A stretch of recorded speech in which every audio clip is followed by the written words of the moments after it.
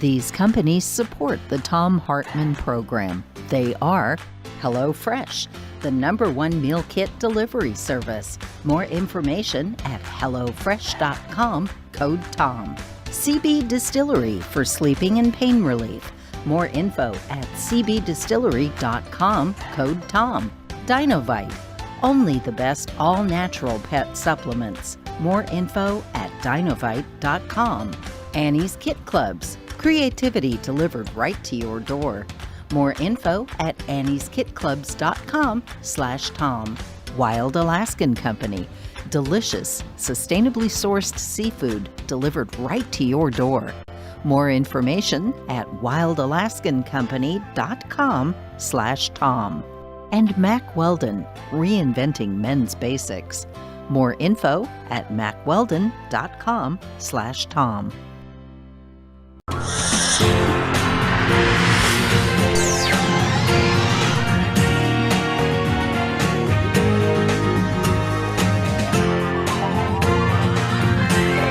We say fight back!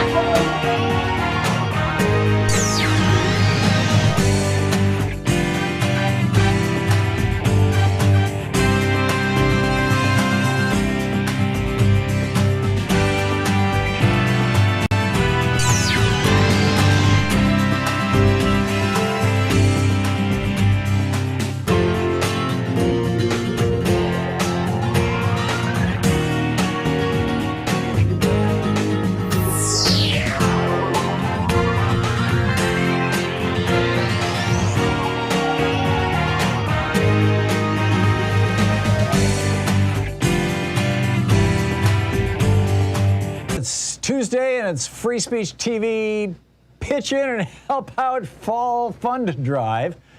Your opportunity to be part of something bigger than yourself, to be part of something that actually works to help America. Frankly, I have to say, I think that donating to Free Speech TV and supporting independent media, and generally is supporting independent media right across the board, but in this case we're talking about Free Speech TV, is one of the most patriotic things that you can do. Without independent media, you don't have a real robust, honest discussion of what's going on in the world. You don't have an honest and unbiased discussion of the issues of the day, of the ideas that might become the issues of the day next year or the year after or 5 or 10 years down the road. Yesterday, I had the past president of Physicians for National Health Program on the program talking about this new scam where they are privatizing Medicare right in front of us. And this woman that Donald Trump put this program into place, and the woman that he put in charge of it, Sean Googled her name after we got off the air, and it turns out that she used to be with the Commonwealth Fund, one of these right-wing think tanks. And before that, she was on Max Baucus's team, the guy who nearly sank Obamacare. It's like, what's going on here? Well, you wouldn't know it to listen to the regular press. You wouldn't know it if you're getting your news from the big 3 television networks. You wouldn't know it if you're getting your news from right-wing hate radio. You wouldn't know it if you were getting your news from NPR, for that matter. That Medicare is already 40% privatized. And we're talking about Medicare for all now? And the insurance companies are going, hey, just give us another, once we get past 50%, we're down with that. And there'll be nothing to there'll be nothing to give to everybody. This is the kind of stuff, this is the kind of good reporting, the kind of good discussion. Our discussion yesterday about colonialism. I mean, it opened up an extraordinary conversation. This is the kind of stuff that you find on Free Speech TV.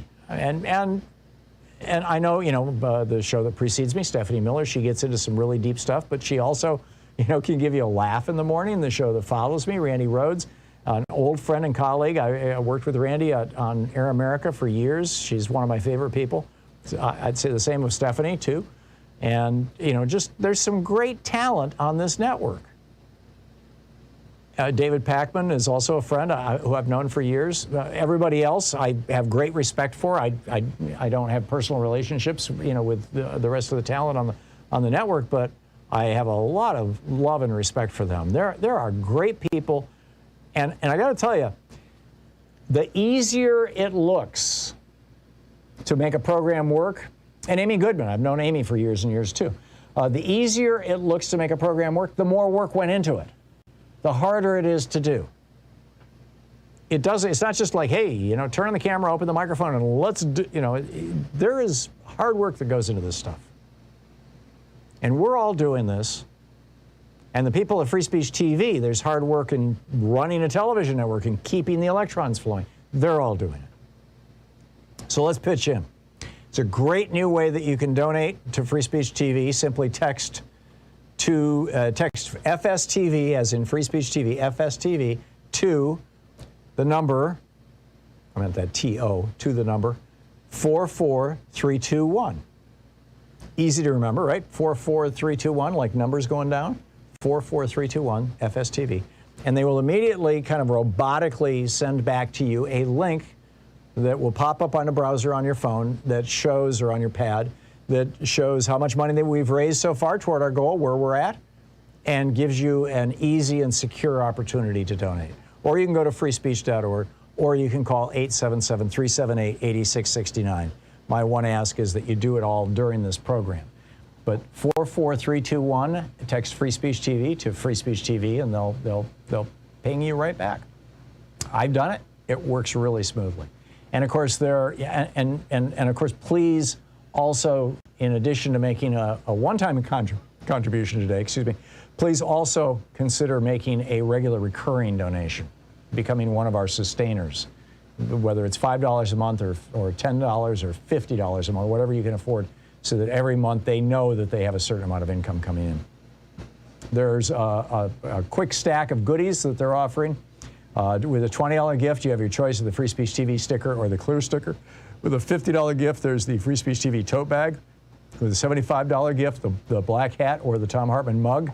With a $100 gift, the Free Speech TV notebook and pen or the Free Speech TV branded socks. With a $120 gift, an autographed copy of my book, The Hidden History of American Healthcare, or a Free Speech TV t-shirt. $240 gift, our virtual meet and greet. $360 gift, the Thom Hartmann University gift box with all kinds of goodies. And with a $1,000 gift, come to Portland and hang out with us for a meet and greet. Those are the gifts, as it were. But the real gift is, frankly, the content that this network carries. And we need your help to keep it going. So please call now, 877-378-8669, or text 44321. Text This FSTV is the Thom Hartmann Program. And greetings, my friends, patriots, lovers of democracy, truth, and justice, believers in peace, freedom, and the American way. Thom Hartmann here with you. We've got a lot to cover today, and no guests, so it's just you, me, and 7 million people. I want to start out with this crime wave that appears to be sweeping America. Now, the Third Way, this the neoliberal think tank that advises some Democrats, is saying that, well, maybe it's an exaggeration, right? Maybe it's not so bad. It was worse in the 90s, after all. But I'm hearing, well, I'll get into that in just a minute. But, you know, will the Democrats succeed in getting a handle on the post-COVID crime wave and in the first hour? And are you seeing this as a problem in your community? I'll tell you about mine. And not my community, but, you know, Portland in general, which is my community. Also, is the only way out of the Trump death cult to die or almost die? It's an interesting question, and I think we may have an answer. I'll get to that in this hour as well.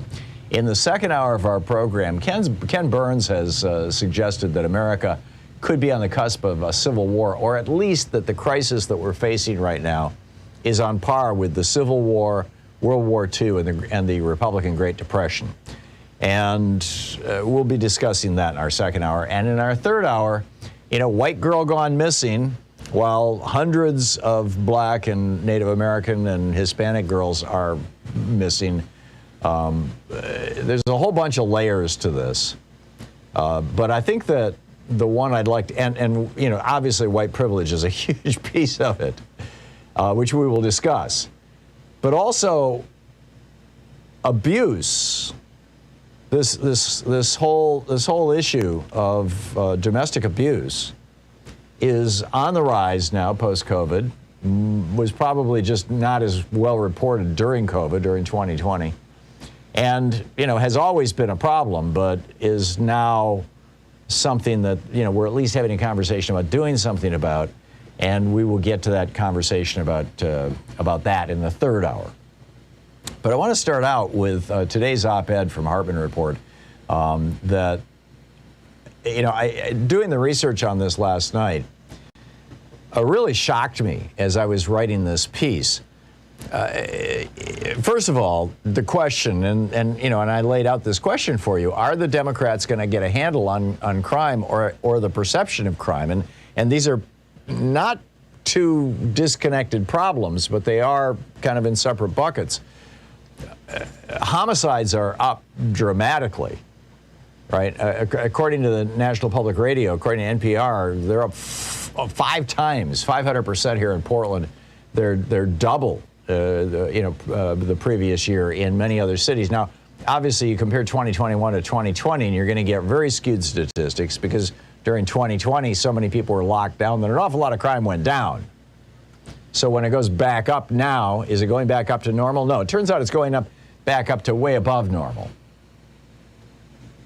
So how much damage will this do to the Democratic Party, particularly given that most big city mayors are Democrats? And are the Republicans licking their chops on this? You betcha. They are already highlighting rising crime rates around the country. And frankly, I think if the Democrats in general and Joe Biden, President Biden in particular, don't take this opportunity to show real leadership on what is actually a real problem, they're gonna get hurt badly in 2022 and 2024. You know, I've told the story here on this program about how a burglar tried to break into our house. The doors were all locked, couldn't get in, so went 2 houses down and broke into a person's house, catching the woman of the home in the shower. I mean, you know, after they'd looted the house.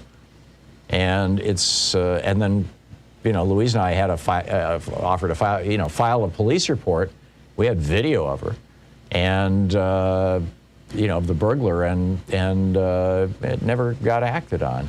But this isn't unique to Portland. This is happening all over the place. And I point out Nextdoor.com has become kind of ubiquitous in America. It's like a local version of Facebook. It's where you can get together and talk with your neighbors about what's going on.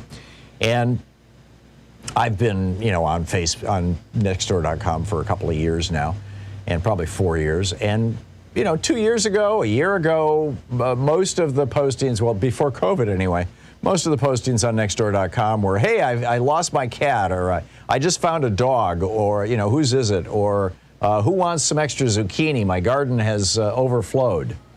Now, and again, I know this isn't just Portland. You can just, open Nextdoor.com and just look at any community in America. Now, we've got here in Portland, people are crowdsourcing finding stolen vehicles. I mean, just in the part of Portland where I live in the last 3 days, people have gotten together and found a stolen bicycle and found a stolen van, both of which somehow ended up over at one of the local homeless encampments. People are posting pictures of burglars, of snatch and grab thieves, people who've committed assaults. Neighborhood watch committees are being formed by communities all over Portland, but literally all over the United States. And it even goes beyond that. You've got, right now, Seattle, Milwaukee, Chicago, Dallas. And this is just the tip of the iceberg. These are the ones that I was easily able to find with just a quick Google search. Neighborhoods in these cities are hiring private security, in many cases armed private security, to patrol their neighborhoods because they don't feel that the police are doing their jobs. And truth be told, police numbers are down. Here in Portland, it's gone from, I think it was 615 police officers in 2020 to 536, if I'm remembering my numbers correctly, this year. Now, and this is happening around the country. Police force numbers are down, a little bit. It's actually nationwide, it's only about a 1% drop. 6% of all jobs have vanished, but only about 1% of police jobs have vanished. And there's a reason for that.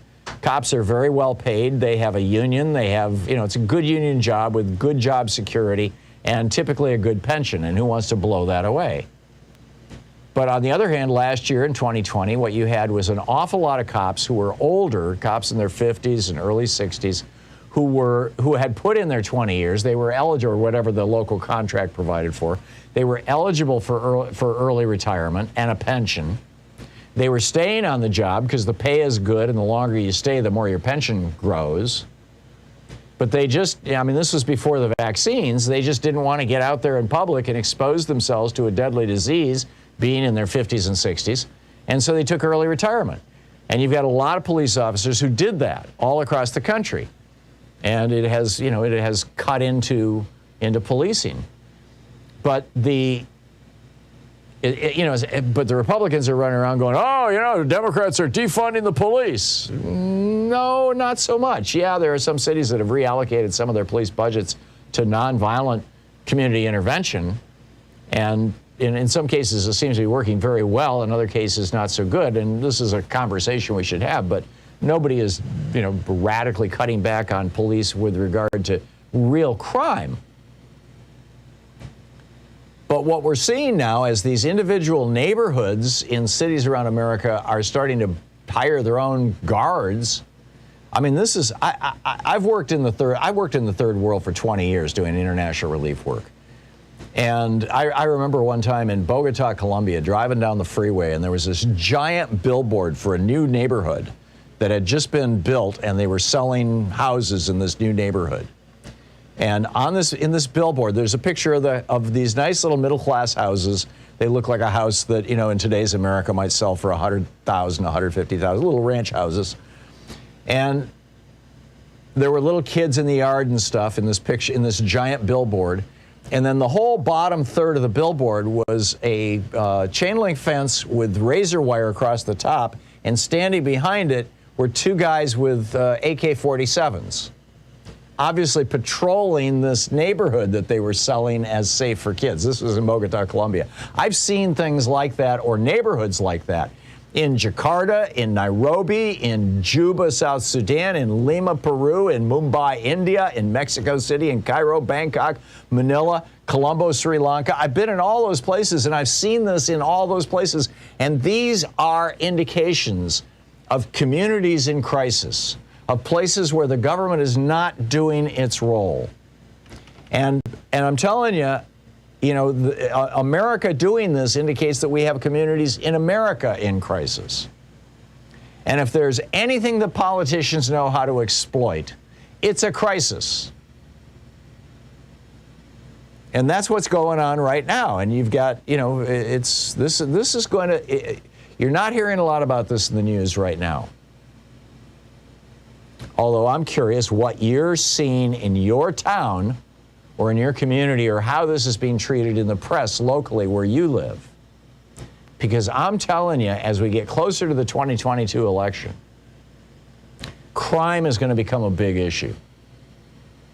And Republicans are going to be blaming this on Democrats. I told you the story of Louise being chased down the street by a homeless schizophrenic, throwing a water bottle at her and screaming obscenities at her. This, in some ways, goes back to the 1980s. I mean, back in the 1970s, President Jimmy Carter pushed through the Mental Health Systems Act. It expanded federal and state-funded residential treatment facilities for mentally ill people and gave mentally ill people more options like local treatment clinics and the ability to self-administer their medications. When Reagan came into office in '81, one of the first things he did was cancel Carter's program. He repealed it. And he cut federal, and then the next year he cut federal funding for mental illness by 30%. And the result, and as the New York Times pointed out in an editorial in 1981, quote, "Deinstitutionalization has become a cruel embarrassment, a reform gone terribly wrong, threatening not only the former mental inmates, but also the quality of life for all New Yorkers." 3 years later, in 1984, they did a follow-up piece. They said, quote, "The policy that led to the release of most of the nation's mentally ill patients from the hospital to the community is now widely regarded as a major failure." 1/3, the best estimate, and you can find this easily, Google this, 1/3 of people who make up the homeless population in most cities in America are mentally ill. And we're not providing services. We're not doing anything about this. If the Biden administration doesn't get ahead of this, the crime problem and the mental illness problem, we're going to have a real problem in the next election. This is the Thom Hartmann Program. Democrats need to step up with big, significant, and effective anti-crime and anti-mental illness programs now, or the Republicans are going to eat their lunch.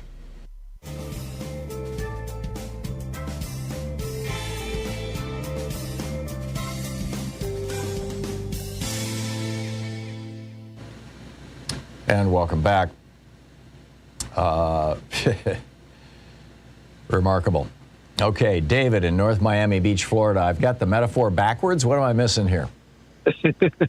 Yes, in some versions of Superman, like currently John Cryer as Lex Luthor, that he doesn't see himself as Superman, so he has to find a bad guy. You've described George W. Bush as a wannabe Superman. He sees himself. Trump is more like Lex Luthor, who sees an alien who is at least a potential threat. In his case, Obama is the outsider trying to, change our world, and not all for the better. It's a little more xenophobic if you want to understand the minds that follow. So you're flipping the story around to say that Lex Luthor's job is to evict the illegal alien Superman? In his mind, yes, and those of his followers, right. That had never occurred Again, to me. if you in the current Supergirl series, this pops up sometimes. Yeah. So David in North John Miami Cryer Beach, as Florida, how is the crime problem being treated? Or do you have a trying crime to wish problem? it away. Well, we have what seems to be a growing homeless problem. I think the problem is people are looking for work in Miami Beach, which is many miles away, Right. but they see North Miami Beach and don't know the difference. And so they may not be in the city limits, but they're in the what's sometimes called the donut hole. So crime, Personally, if I could just stop seeing non-emergency ambulances in the handicap zone, I called the cops about that. They don't care. Yeah. So that's the kind of crime that I see. Yeah. But of course, the real crime here is the lack of work. It's all working class stuff. The grocery store moved to a better spot, but now they have more self-check registers. Yeah. So to me, the real crime is wage theft down here. It's minimum wage. And I get it. I get it. Yeah. David, thank you. Thank you. Mark in Long Beach, California, listening on KPFK. Mark, what kind of crime are you seeing in Long Beach? Is this a problem? Or am I just like way out here?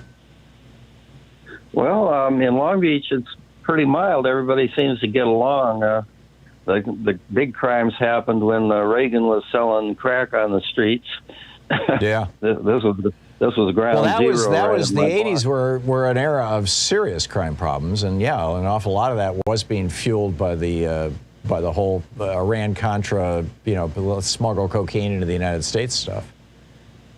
Yeah. So I called in just before you really got rolling on this, and I tried a couple of weeks ago and you had technical difficulties, but briefly, we're having trouble with fires here in California, and Sequoia is now being threatened by fires started by lightning, and the lightning tends to start a fire in inaccessible areas, and like ours, looking for solutions. And they have little rockets you shoot off, and then a lightning bolt will strike wherever you want 10 seconds later. Mm-hmm. And if they could turn it into an advantage, by making the lightning either start backfires or at least happen near a road where it can be easily put out. I don't think you can tell lightning where to strike. I mean, you can put up metal poles way up in the sky and make it more likely, but it's a tough one. Mark, I got to run. I'm sorry, I'm out of time. It's 22 minutes past the hour.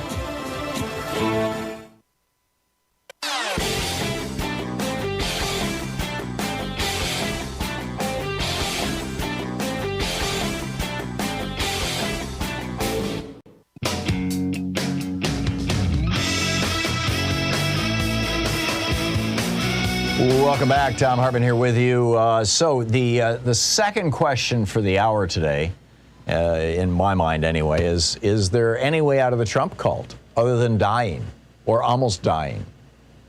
I mean, increasingly, and frankly, I see these anti-vax rallies and I see the Trump rallies, and what's fascinating to me is when the reporters go in there and they start walking around talking to people and asking them what's going on with you. A lot of these people had COVID. Keep in mind, about 80% of people who get COVID don't end up in the hospital. In fact, the number might be higher than 80%. Almost certainly has to be higher than 80%. Probably over 90% of people who get COVID don't end up in the hospital. And some of them are very mildly symptomatic, maybe a third. Some of them are like severely symptomatic, as in, terrible flu, maybe a third. And some of them just feel like, oh my God, I'm going to die, and they end up with long COVID, and that might be the last third, separating out the 2 or 3% or 5% slice who end up in the hospital and the 1 or 2% slice who end up dying. So these people who have had COVID are rallying and getting together and doing all these things, basically loudly proclaiming, we've had COVID, we don't need no stinking vaccine, we've got natural immunity. And, they do have some immunity, having had COVID. They don't have the kind of immunity that they would have if they had a vaccine. But, so they're seeing that as the way out, but it's not getting them out of the Trump cult, it's burying them deeper into the Trump cult. And then, like I said, there are the people who get really sick. In Hawaii, this guy, Chris Wyckoff, he was the co-founder, or the founder, actually, of the so-called Aloha Freedom Coalition, which is an anti-vaccine group. And then he got sick with COVID, and he ended up in the hospital on oxygen. And now he says, I was in a bed, I can't move, I can't breathe, I was afraid I was going to die. We were told that the COVID virus was not that deadly, which raises the question, who told you that? Was it local right-wing hate radio in Hawaii, excuse me? Or was it Tucker Carlson or others on Fox News? Or was it Donald Trump? You'll recall back in March or April of last year, he said, oh, it's just, bad flu. Anyhow, he says, we were told the COVID virus was not that deadly. It was nothing more than a little flu. I can tell you it's a lot more than a little flu. Very interesting. So are we unique here in Portland in that, we're seeing this kind of mini epidemic of crime, or am I just, is it just where I live, because there's a homeless camp nearby, or maybe not, I don't know. Or is this something that's happening mostly on the West Coast and the South? Because these are places where, people who are sleeping rough would go during the winter because it's a year-round place where you can live, as opposed to up north where you get, the snow is coming. And to what extent is homelessness related to this crime? I think the person who broke into my neighbor's house was actually a professional criminal. That's my sense of it. They were very well dressed. Had a little dog as I'm just walking my dog while you're casing the neighborhood kind of thing, What's your experience of this? And is it your sense that the Republicans are going to successfully use this? Or is in your community crime not an issue? I'll pick up your phone calls right after the break. It's 27 minutes past the hour here on the Thom Hartmann Program. You're listening to the Thom Hartmann Program. Call 202-808-9925. We'll be right back. Stick around.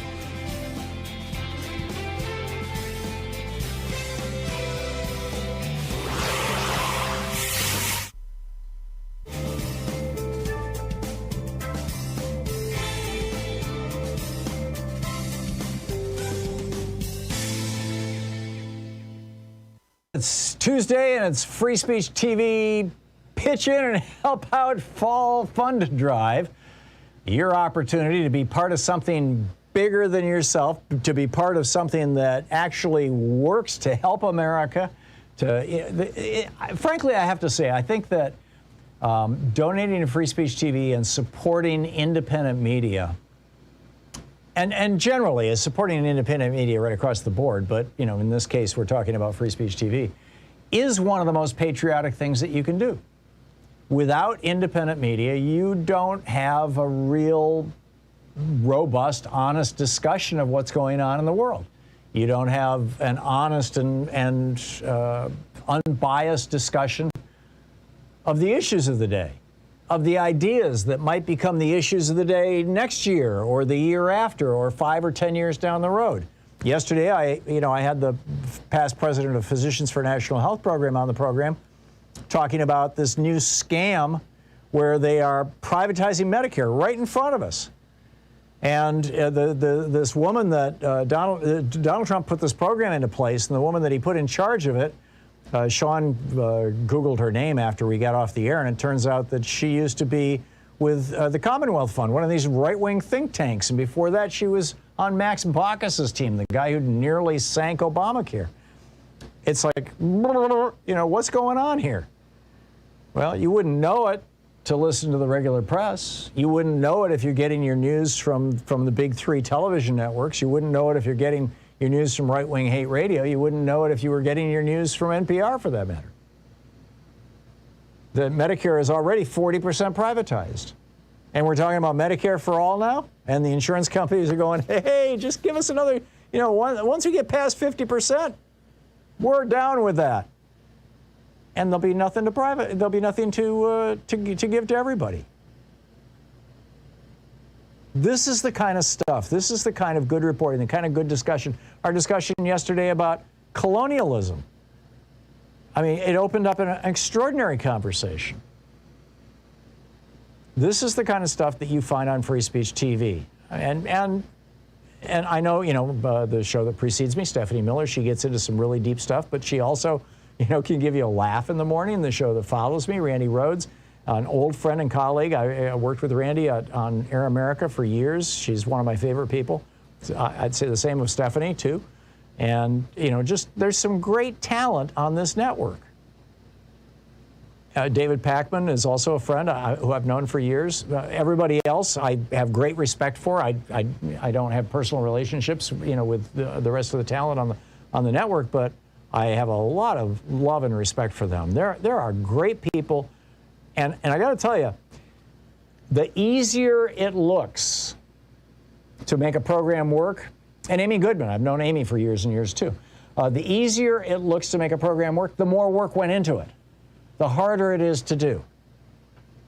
It's not just like, hey, turn on the camera, open the microphone, and let's do, there is hard work that goes into this stuff. And we're all doing this.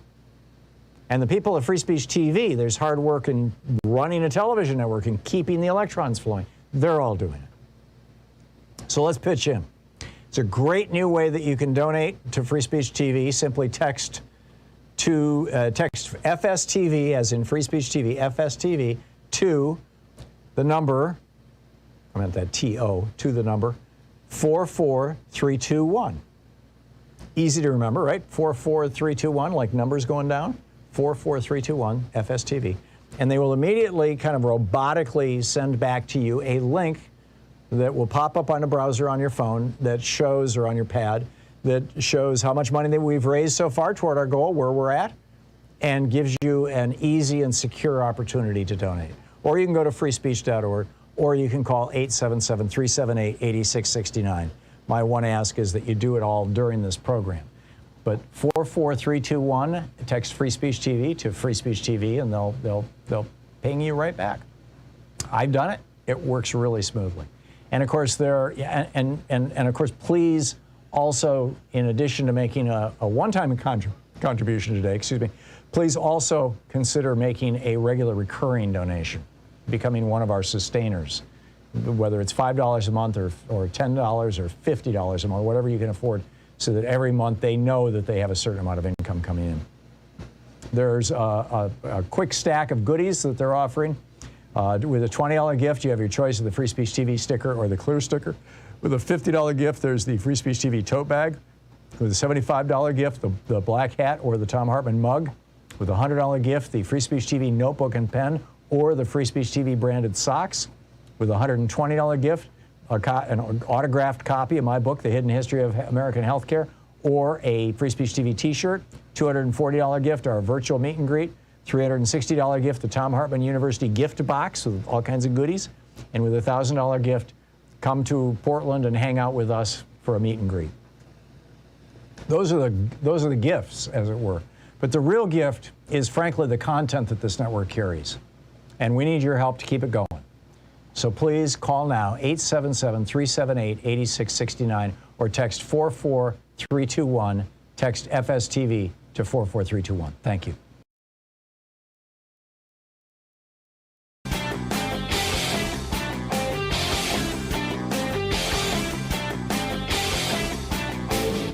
Change starts with you. You can be calling your Democratic or Republican representatives to let them know what you think by calling 202-224-3121. It's the Capitol switchboard. It'll get you right through to them. So we have a new video up over at thomhartmann.com. It's about 18 U.S. Code 2384, which is a law that was published back in put on the books on June 25th, 1948. It was updated in 1956.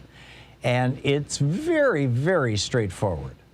It says, if two or more persons in any state or territory or in any place subject to the jurisdiction of the United States conspire to overthrow, put down, or destroy by force the government of the United States, or to levy war against them, or to oppose by force the authority thereof, or by force to prevent, hinder, or delay the execution of any law of the United States, or by force to seize, take, or possess any property of the United States, they shall be fined under this title or imprisoned for not more than 20 years or both. Tell me that doesn't perfectly describe what happened on January 6th. Seditious conspiracy. The video's at thomhartmann.com. Check it out.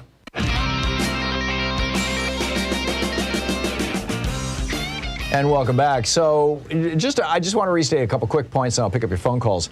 Number one, I'm not trying to scapegoat anybody here. I realize that, and particularly in Portland, this is a hot topic But you know, around the homeless camps, there are higher levels of crime. You just can't get away from that. But that, you know, let us not turn this into let's trash the homeless day, right? These homeless people are human beings just like you and me. And the statistics indicate that while a third of them are mentally ill, 2/3 of them aren't. They're just people who are down on their luck. And in some cases, they are families. In some cases, they are, in fact, a story that was profiled in the Oregonian yesterday, a 57-year-old woman who just lost everything after she lost her job. Her landlord threw her out. That was it. What do you do? She's been sleeping rough on the street for about a year, and they keep moving her from place to place. It's a real struggle for people like that. We should not even have that as a problem in this country. Finland has ended homelessness. Most developed countries have comprehensive programs to deal with people who we would call homeless, who are otherwise without a home. And the simple beginning point is give them a home. But that's not entirely the core of our problem, and it's not entirely COVID caused. I mean, before COVID, I talked about this on the air 2 years ago when we lived at another house and that was on a main street. It was right on the street, and you know, the camper van parked in front of our house overnight. Actually, they parked there for several days. It was people who were living in their van, and what did we find in our front yard? A bag of garbage that you know, of trash that had spilled all over the yard, including a half a dozen insulin syringes. Now, I'm assuming they were used for insulin and not for heroin, but who knows? I mean, it wasn't a good thing to have on your front lawn on the sidewalk where kids are walking. You know, there's a park down the street. And the park now has become unusable. So what do we do with this? You know, obviously there are solutions. I haven't, in my piece today, I'm saying Democrats need to do something. I'm not specifically offering solutions. I didn't want to get into that because it's such a big topic. But I think we should talk about that too. We need to reinstate the programs that Reagan did away with for mentally ill people. We need to have housing for people who don't have houses. You could call them houseless instead of homeless. It really makes a whole lot more, you know, makes it a little more vivid. Rachel in Bloomington, Minnesota. Hey, Rachel, thanks for listening to AM 950. What's up? Hey, so I was in high school when they emptied out the institutions here. And I remember before they did it, they showed us on the news clips of some of the people who were going to be emptied out. This was in 1981 when Reagan did this. Well, 81 is when he announced he was going to do it, but it didn't actually take place here until later in the 80s, and I'm not sure why. Mm-hmm. But anyways, they showed this on the news, and we were terrified because these people were, a lot of them, really uncontrolled schizophrenics, and we were like, you know, these people need help, and these people are potentially violent if they're not on their meds and getting the therapy they need and everything. Well, so I went forward and I got education in social services and forensic psychology, and I worked in several day treatment facilities, and I worked with a lot of these people who were, you know, the result of that. Like, they're no longer in institutions, so they're in group homes at night, and they're going to these day treatment facilities during the day. But I worked with a lot of them who were so violent, and they were profoundly developmentally disabled, so that a lot of them, most of them could not speak, or it was really difficult to have to understand them in any way. Some of them knew some sign language and everything. Wow. Part of the problem was we learned that one of the reasons the institutions were closed down was because there was so much abuse in a lot of the institutions. So a lot of these people, you know, they went in with a problem of having a developmental disability and being basically abandoned by their family, you know, just dropped them off someplace. And then they go someplace where people are abusing them. So they basically got warehoused on the cheap. Exactly. And so... Which is not the way that we should do it. No. So they go places where they're being horribly abused. So then we got these people in day treatment programs, and we were trying to remedy this situation. Well, that was Carter's program. That was the program that Carter rolled out in the late 70s, was was to offer community-based treatment to people who were otherwise institutionalized. Right. And, I do think that that's, at this point, the beginning of the answer. That is what we should be doing. Although that's the program that Reagan killed off, as well as shutting down mental hospitals.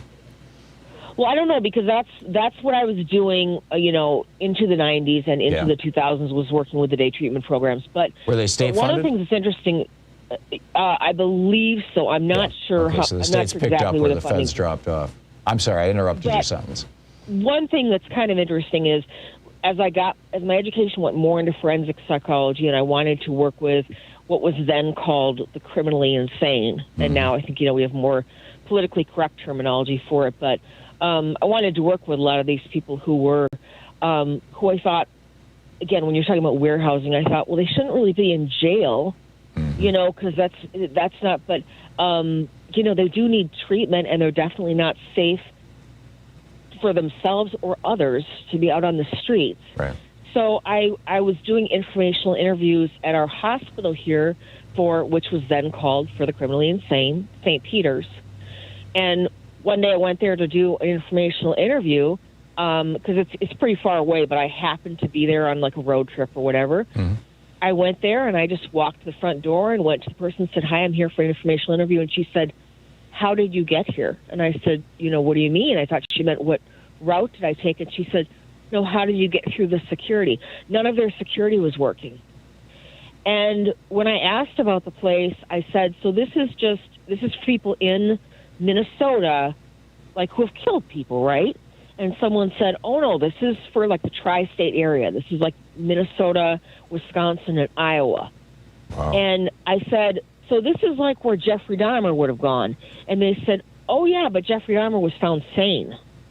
Right. So this is like where people would, like him, would have gone. So this is a whole different area. You're talking about people who committed crimes, went through the judicial system, and then were adjudged criminally insane, and so they were put in a restrictive mental facility. Yeah, I get it. Right, but it's kind of not the same because it's kind of not a different issue because when I was working with sex offenders who were in day treatment programs, their biggest incentive to not offend again was that they didn't want to be locked up in St. Peter's again. Right. So their whole thing was they would be like, "Well, I want to be in the day treatment program and in the group home and out free, not locked up again." Right. So which makes sense. Yeah, we got huge problem here. So Rachel, any thoughts on what we do about this? Well, I think the day treatment programs, like if you ever see any question about funding them, please fund them because I don't think people understand, what purpose they do. And if people know, I think that this is replacing the places where they were warehoused and abused, but it's also replacing the idea of just emptying them out on the street and leaving them homeless. I get it. Rachel, I need to move along, but thank you very much for sharing your experience with us. I do appreciate it. Daryl in Norcross, Georgia. Hey, Daryl, your thoughts? Real quick, I don't want to look at the homeless issue. In the ATL, a major issue. In Atlanta, yeah. Trust me. In Atlanta, a major issue. And it's homeless is a factor, but that's not the factor. The factor in Atlanta is drag racing, road rage shootings, criminal opportunities. People are just on what the young folks call ready, set, go. And it's bad. But is this because of a lack of employment opportunities, or what? No. What do you think is driving this? Gangs? No, my man. Gangs, criminal opportunities. People are just hotheads. Yeah. That's the issue. No, don't get me wrong. Homeless people got their issue. They got their situation, but these are just folks and everybody's talking about it, Tom, and it's going to be a major part of the Atlanta mayoral race. Yeah. Trust me. Number one. I read an article, and it was in a little more conservative publication suggesting that the reason why Mayor Keisha Lance Bottoms, as I recall is her name, is not running for re-election is that she's being beaten over the head politically with the crime problem in Atlanta. Is that true? That is true. And I tell you what, Tom, Kasim Reed, who used to be the mayor, is running again. Now, check this out. Earlier, you talked about, the politicians need to get on it. Kasim and I don't everything about him. There are lots of things I don't like about him, but I think he's going to win. I'm going to tell you why. First thing out of his mouth in his advertising is, hey, we need to have smart policing, but we need to have firm policing.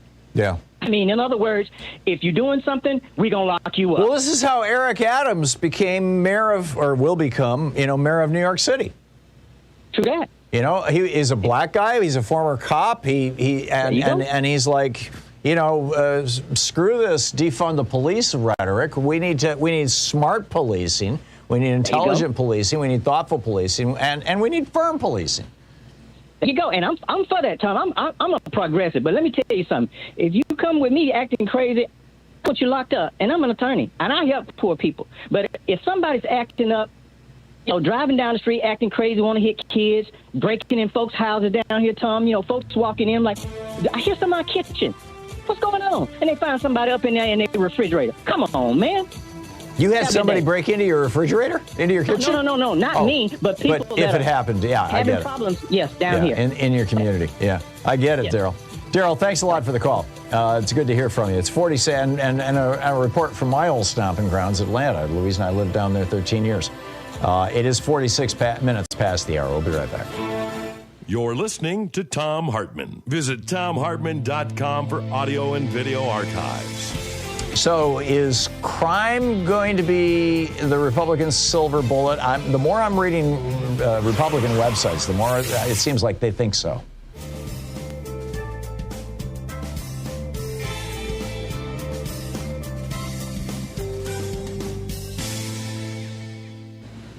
And welcome back. William in Berlin, Wisconsin says here you have no crime in Berlin. How big is Berlin? 5,500 people. Okay. And how you doing? I don't experience any crime whatsoever. Years ago, I had a car accident, killed a deer, and I had my house key on the key ring, but I forgot it, and the car was junked. And I just took the lock off the door, and I never replaced the lock. And no, I don't have any fear of anyone coming in and stealing anything. Yeah. William, great. That's wonderful. And let me add, Louise and I have been married almost 50 years, and we've, lived together all that time. In fact, we've lived together longer than that, a couple of years longer than that. And I don't think that until the last couple of years here in Portland, I'm trying to think back, I can say with certainty, we never locked our house anywhere we lived.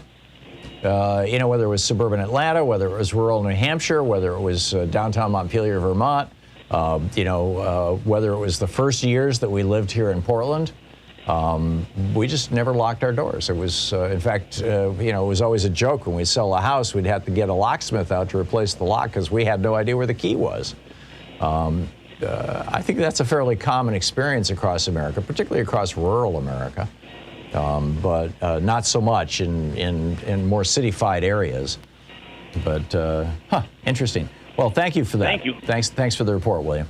Diamond in Hollywood. Hey, Diamond, what's up? Hi, Tom. How are you doing? I'm well. What's on your mind?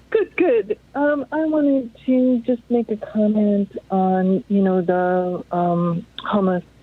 I used to feed the homeless before COVID because, I got sick for 2 weeks in early 2020, and so I don't do that anymore. But you can't really lump the homeless into one or two even.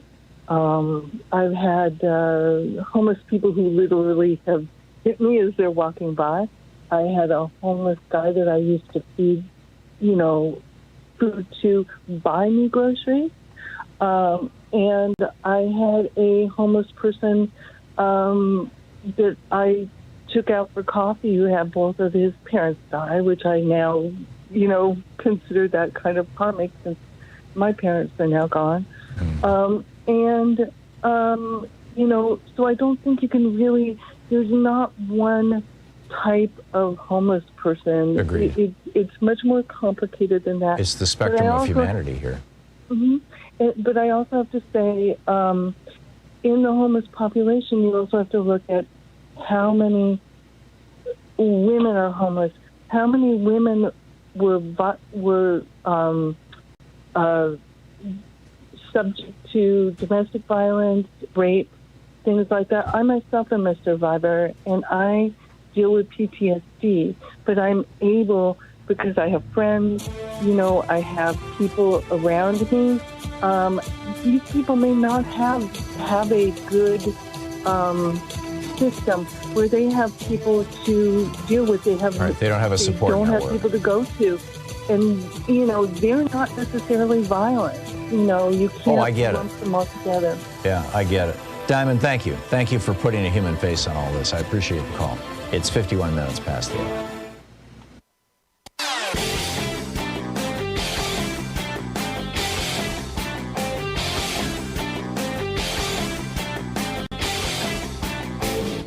Our 1-hour free podcast recaps our show, and it's available wherever fine podcasts are found. And we have the full 3-hour podcast available over at thomhartmann.com if you want to really support our program. The media is pushing this crazy narrative that with regard to masks and vaccines and COVID and all this kind of stuff, that America is divided. Like, half of us want masks and half of us don't, or half of us want vaccines. It's just not true. 75% of Americans have received at least one dose of vaccine. 70% of Americans think that we should have mask mandates in all of our schools. Only 17%, this is from the latest Pew studies, polling, only 17% of Americans are opposed to mask mandates in schools. And what we have is this tiny fringe that is being cranked. Now we're learning from China as well as from Russia and perhaps other countries, plus the people in, a relatively small number of people, Trump followers, who think that tearing the country apart is a good thing and somehow it'll hurt Joe Biden and hurt the Democrats in the next election. It's crazy. I got a whole video rant about this over at thomhartmann.com that you can check out.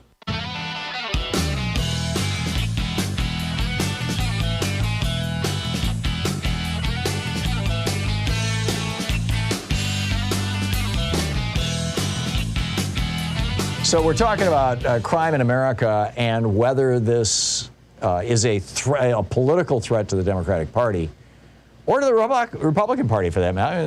There are a lot of communities where Republicans are in charge, and how this all plays out. Susan in Seattle. Hey, Susan, what's up? Hi. I remember as a kid, probably not quite junior high age, when Reagan was installed as governor of California, and along with him came what was affectionately called his kitchen cabinet, which was extremely conservative business leaders all over the state, as they put it, advising him. Right. And one of the things they did was there was a psychiatric hospital in Calabasas, which is just north of L.A., and they closed down that hospital.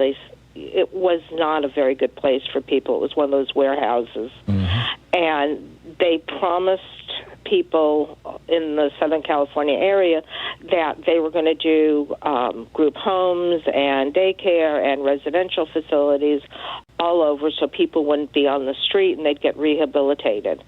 They put up a couple of places for the news media to come take video of and pictures of, and the rest of the folks were just dumped on the street. This was the forerunner to what he did nationally. Yeah, this was in the late 60s, early 70s, wasn't it? Yeah, about 66 or so when he became governor. Yeah. And, there's certain parts of Los Angeles you just didn't go in, and you especially wouldn't go in at night because, unfortunately, these people were ill and, there was a lot of crime and problems. Right. Yeah, and their illness can manifest as violence, which is really tragic. Yeah. And then he did the same thing to the United States in 1981 when he canceled Jimmy Carter's program and just shut it down. It's amazing. A lot of you talk a lot of times about his programs that he did as president. He put them into practice first in California. Yeah. Because his kitchen cabinet ran the state. Yeah, I got it. Susan, thank you. I got to run. Chris in Nashville, Tennessee, you say that it's because law enforcement is down because I'll let you say what you're going to say, Chris. What's up? Hi, are you doing, Tom? I'm a very, very long-time listener, first-time caller. I'm in emergency services 30 years. I'm a professional firefighter in a metropolitan area. Good on you. My brother is a metropolitan police sergeant. Mm-hmm. And we're both as far on the political spectrum apart as you can possibly be. He's an avid Trumper, very delusional, very Yikes. paranoid.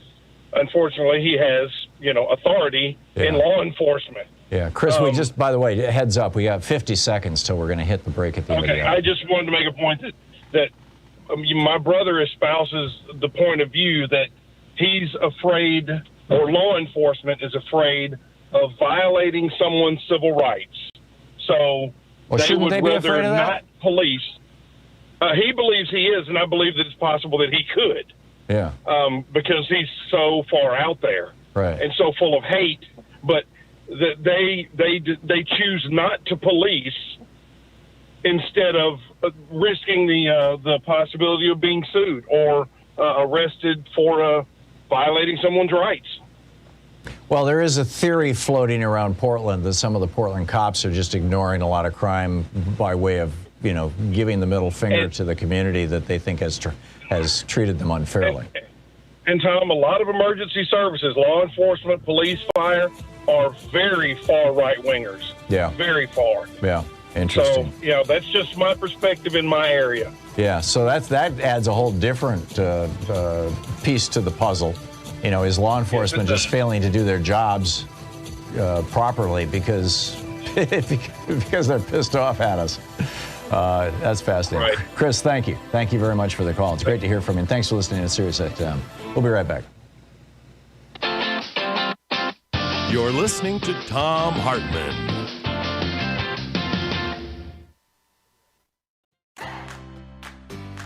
These companies support the Thom Hartmann Program. They are HelloFresh, the #1 meal kit delivery service. More information at HelloFresh.com, code TOM.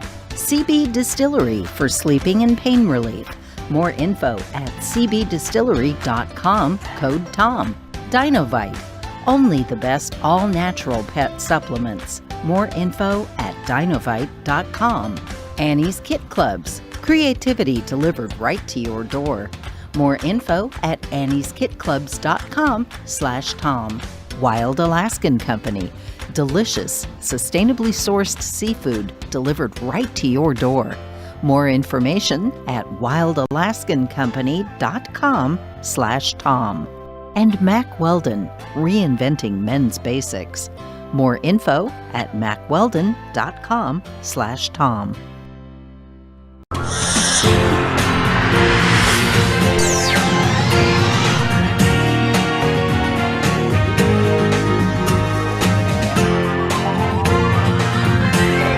We say fight back!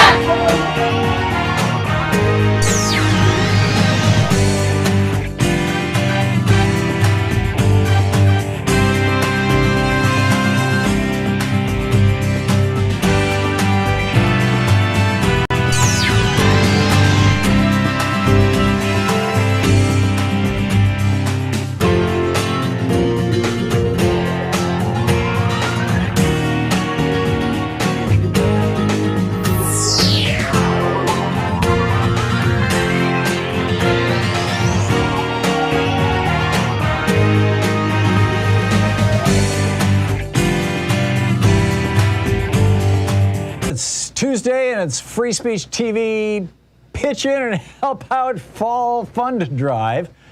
Your opportunity to be part of something bigger than yourself, to be part of something that actually works to help America. Frankly, I have to say, I think that donating to Free Speech TV and supporting independent media, and generally is supporting independent media right across the board, but in this case we're talking about Free Speech TV, is one of the most patriotic things that you can do. Without independent media, you don't have a real robust, honest discussion of what's going on in the world. You don't have an honest and unbiased discussion of the issues of the day, of the ideas that might become the issues of the day next year or the year after or 5 or 10 years down the road. Yesterday, I had the past president of Physicians for National Health Program on the program talking about this new scam where they are privatizing Medicare right in front of us. And this woman that Donald Trump put this program into place, and the woman that he put in charge of it, Sean Googled her name after we got off the air, and it turns out that she used to be with the Commonwealth Fund, one of these right-wing think tanks. And before that, she was on Max Baucus's team, the guy who nearly sank Obamacare. It's like, what's going on here? Well, you wouldn't know it to listen to the regular press. You wouldn't know it if you're getting your news from the big 3 television networks. You wouldn't know it if you're getting your news from right-wing hate radio. You wouldn't know it if you were getting your news from NPR, for that matter. That Medicare is already 40% privatized.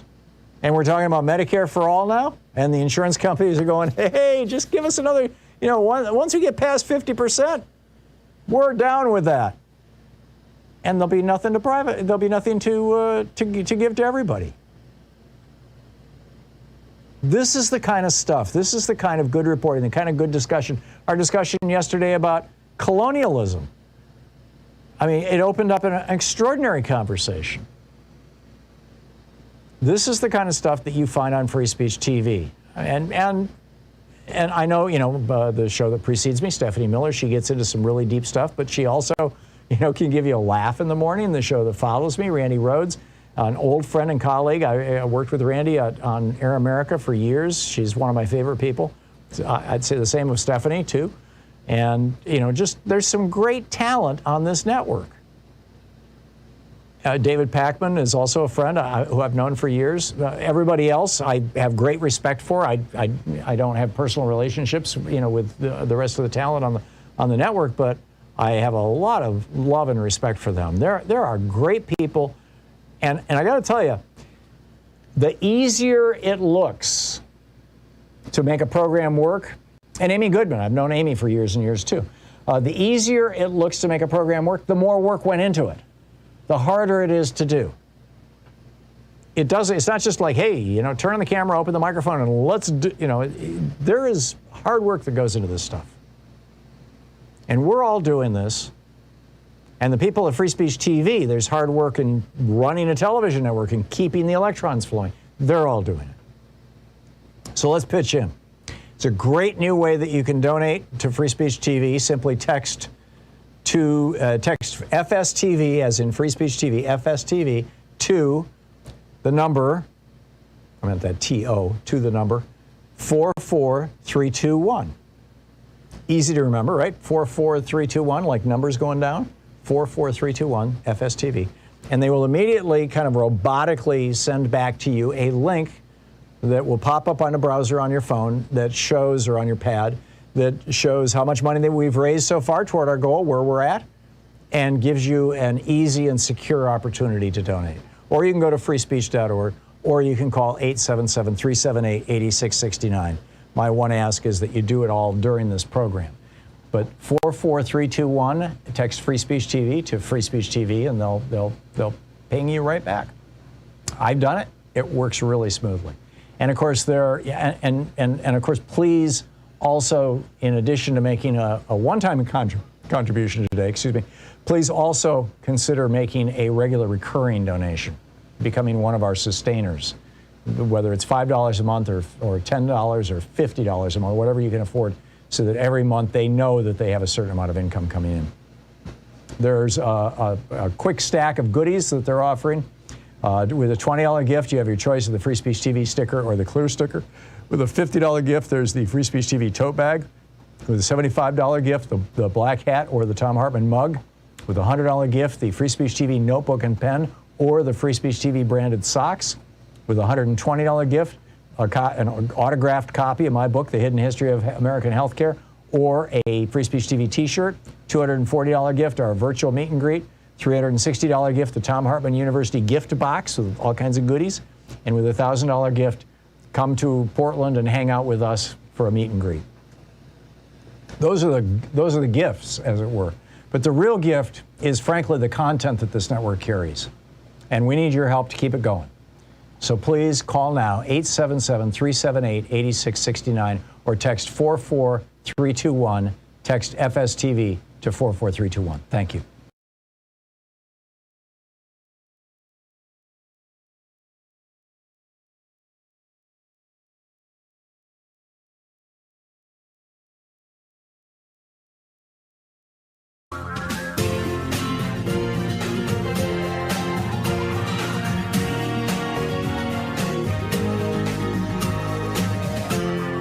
This is the Thom Hartmann Program. Welcome back. Thom Hartmann here with you. So Ken Burns recently was on the Smartless podcast. He's the historian and documentary filmmaker, probably most famous for his piece on the Civil War. But he did brilliant work on the Great Depression, on World War II, and a few other topics. And in fact, he comes out and he says there were three great crises before this: the Civil War, the Great Depression, and World War II. And then he says this current era, this COVID crisis, this Trump crisis, these are my phrases, not his. He said this is equal to it. And then he quotes Abraham Lincoln. This is an 1838 speech that he gave to a group in Springfield, Illinois. And what he was talking about was the growing tension between the oligarchs in the South, who had basically ended democracy. By 1838, and you can read this whole history in my book on oligarchy, but basically where this started was the cotton gin. Eli Whitney invented the cotton gin in the late 1790s. But he didn't market it. He didn't get it to market until around 1810. And by the end of the 1820s, the large cotton operations in the South, the large plantations in the South that could afford a cotton gin, because one cotton gin could do the work of 50 enslaved people in terms of cleaning cotton, which is the most labor-intensive part, second only to picking the cotton, of producing cotton. And so what happened was those plantations that could afford a cotton gin suddenly became massively more productive and thus massively more profitable than the smaller family farms that were growing cotton. And as a result, not only did the price of cotton go down, which wiped out a lot of the small family farms, but all this money allowed these giant plantations to buy up all those small family farms, turn the former farmers into sharecroppers, and basically turned the South. It was this massive consolidation throughout the 1820s and early 1830s of a new oligarchic class in the South. So that by the time of the Civil War, the South was ruled by about 1,000 families. It was a true oligarchy. There was still democracy in the North, but in the South, the elections were run by the oligarchs. They would literally throw out ballots that they didn't want. They elected themselves and their friends and neighbors. I mean, it was no longer a democracy. And by 1838, when Abraham Lincoln gave this speech, this tension was becoming between the North and the South, between the oligarchs in the South, who did not believe in democracy and very much wanted to maintain slavery, and the North, which was opposed to slavery and was practicing democracy. This split was becoming really obvious, and so thus Abraham Lincoln gave this speech. He said, "From whence shall we expect the approach of danger? Shall some transatlantic military giant step the earth and crush us at a blow? Never. All the armies of Europe, Asia, and Africa could not by force take a drink from the Ohio River or make a track on the Blue Ridge in the trail of 1,000 years. No," Abraham Lincoln said, "if destruction be our lot, we must ourselves be its author and finisher. As a nation of free men, we will live forever or die by suicide." And Ken Burns says America today is looking down the muzzle of that gun.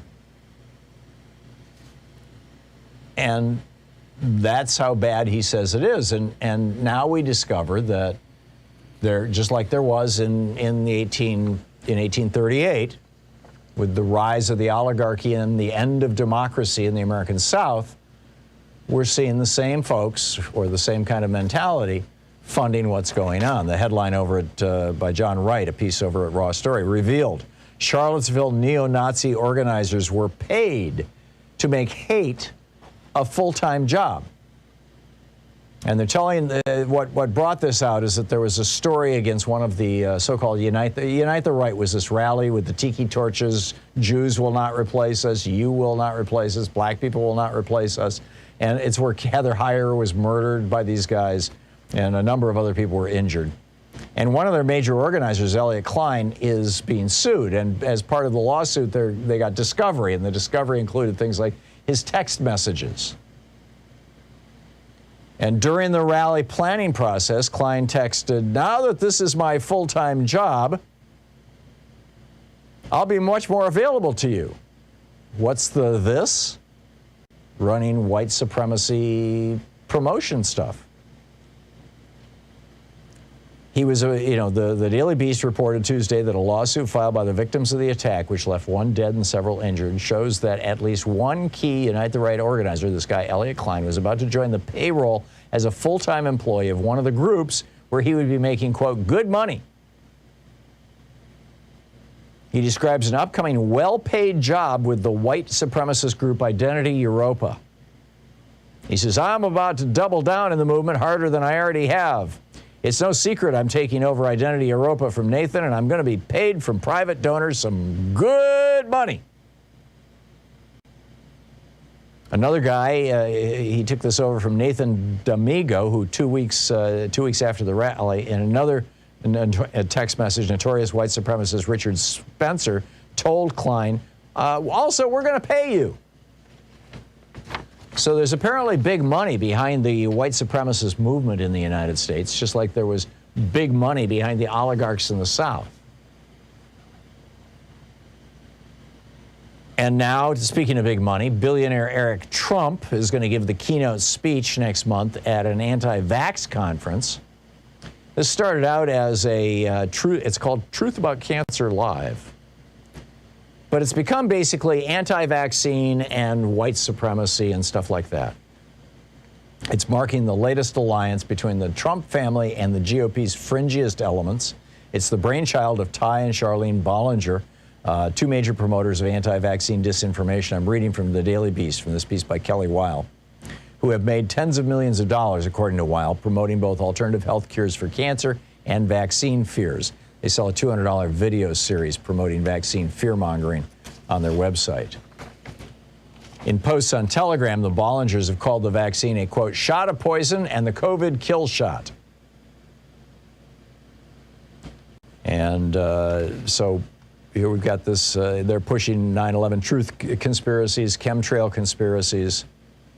And the tickets, by the way, vary from $197 to $997. They promise the event will reveal the truth about vaccines. And their featured speaker, Eric Trump. Roger Stone's going to give a speech, too. So it's like you've got white supremacists, you've got professional agitators, essentially, running the white supremacist agenda.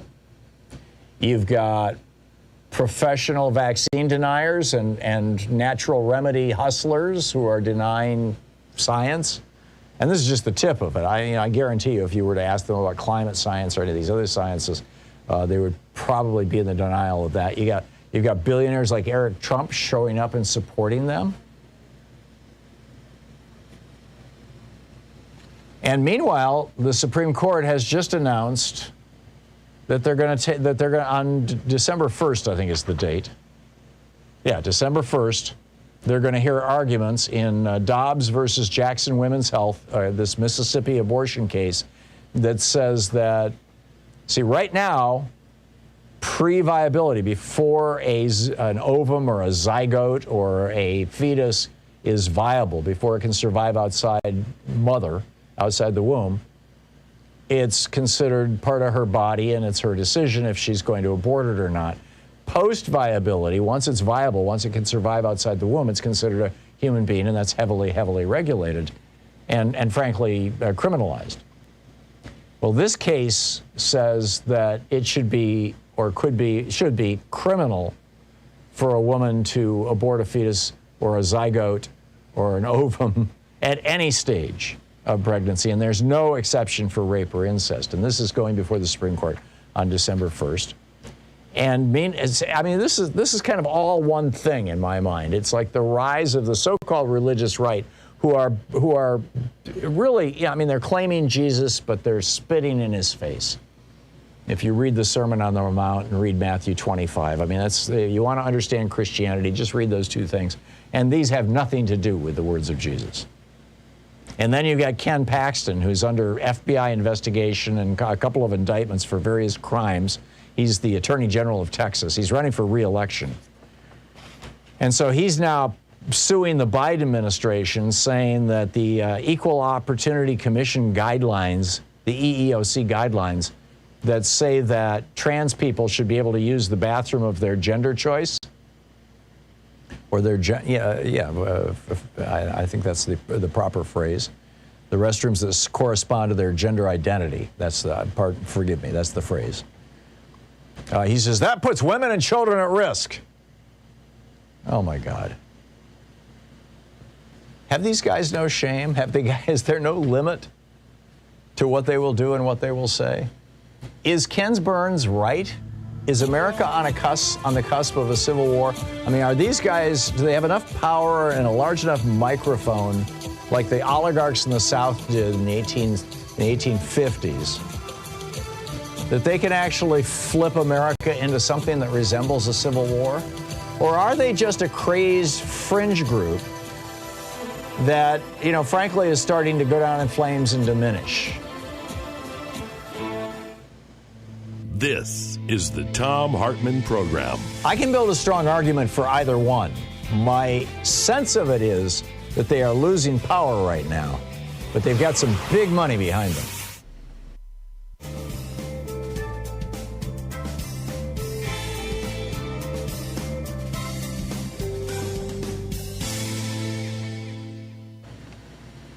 And welcome back. Marco in Los Angeles. Hey, Marco, thanks for listening to KPFK. What's up? Tom, you are 100% right. This homeless crisis of the mentally ill and the substance abuser encampments on the street are the Achilles tendon of the Democratic Party. And you're right to call attention to this issue, and I urge you to keep calling attention and demanding real solutions to a real problem. Well done, Tom. Thank you, Marco.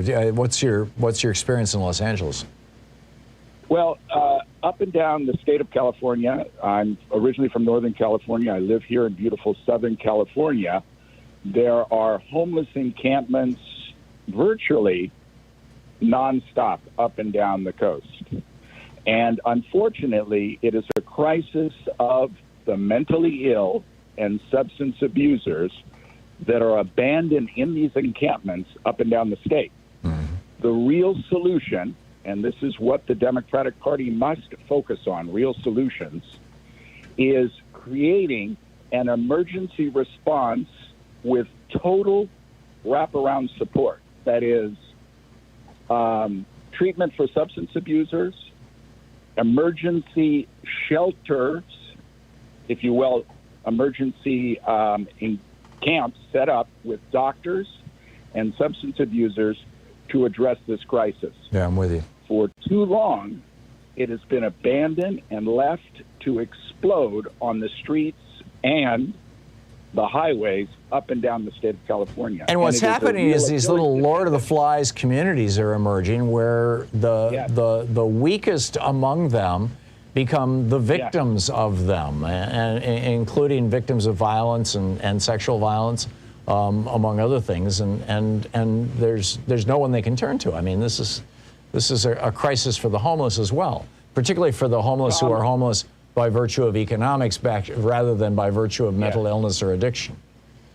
Yes, you're absolutely right. Imagine, Tom, if there were an earthquake and hundreds of thousands of people were left without a home. We would set up emergency triage camps to address both the physical and the health concerns of earthquake survivors.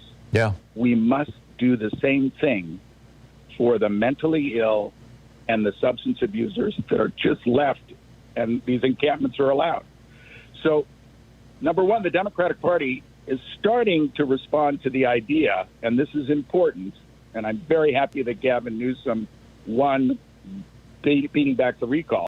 But the Democratic Party has to embrace a real solution, and that is shutting down encampments and providing emergency shelter with triage, mental health support, and substance abuse drug support. Right. Yeah. These are to a large extent the victims of a neoliberal capitalist system that yes, has run amok. So.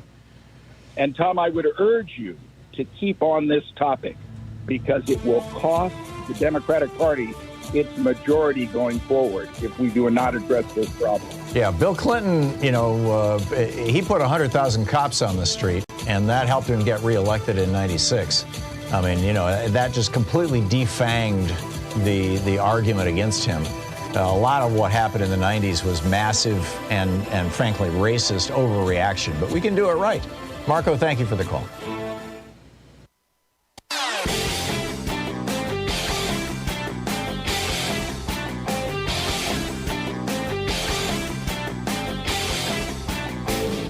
Share the Thom Hartmann Program with your friends. We're available on SiriusXM, Free Speech TV, Pacifica, commercial stations nationwide, YouTube, Twitter, Facebook, on the Thom Hartmann app, and you can even tell your smart speaker to listen to the Thom Hartmann Program.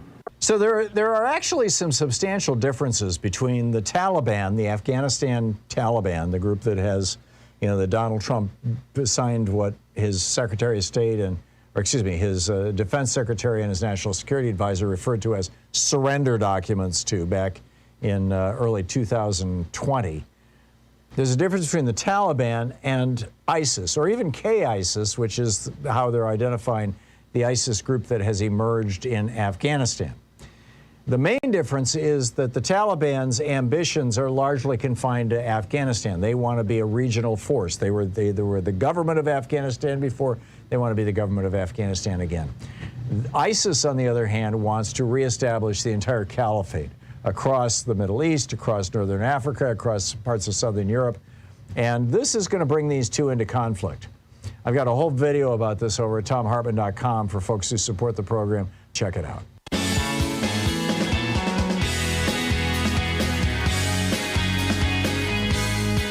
So there's one last piece to this rant, and then I'll pick up your phone calls. This is from Fox News from last night. Tucker Carlson, and I quote: "The point of mandatory vaccination is to identify the sincere Christians in the ranks." Now think about that for a minute. The free thinkers. The men with high testosterone levels, and anyone else who does not love Joe Biden, and make them leave immediately. Leave where? Leave America? Leave the stadium? Leave the retail store? So if you're asked to not worry, if United Airlines, for example, which the CEO, the day before yesterday, I think it was in the Financial Times, he was asked, how many people do you have who are refusing to take vaccines? Because they've announced you've got to be vaccinated to work for United Airlines, and if you've got a religious exemption, we're going to put you on unpaid leave. And so they said, how many people are taking, and United has like 60,000 employees. There's some huge number of employees in the United States and around the world. So they said, how many are refusing to get vaccinated? And he said, it's in single digits. In other words, it's fewer than 10. But according to Tucker Carlson, the real plan here is to weed out the Christians, get rid of them, the true Christians, the sincere Christians, he says, to weed out the free thinkers, to get rid of the men with high testosterone levels. What, manly men? Is that what you're talking about, little doughboy Tucker? I got to get rid of the manly men. This is a guy who inherited a fortune from the Swanson frozen food. His mother was the heir to the Swanson frozen food fortune. Never served in the military. And he's like, yeah, men with high testosterone levels are, and anyone else who does not love Joe Biden. This is like the definition of demagoguery. He's actually, specifically what he's talking about is the military mandate for the vaccine. Get these, I guess that's the actual context of Tucker's comments, is that because the military is mandating the vaccine, he wants these people who have high testosterone levels, who are sincere Christians, and don't love Joe Biden to immediately leave the military. Or he thinks that this is Joe Biden's plan to get rid of them out of the military. This is like paranoia on steroids, speaking of high testosterone levels. What do you make of this stuff? I mean, this is Fox News, their number one show. The number one show, cable television program in prime time, telling America that Joe Biden is trying to weed out of the military people who don't want to take the vaccine because they have high testosterone levels, don't want to take the vaccine because they're free thinkers, don't want to take the vaccine because they're sincere Christians? That Joe Biden's trying to weed them out? Really? What am I missing here? This just doesn't seem to make sense. Except in Fox World. You're listening to the Thom Hartmann Program. Call 202-808-9925. Pick up your calls right after the break. It's 27 minutes past the hour.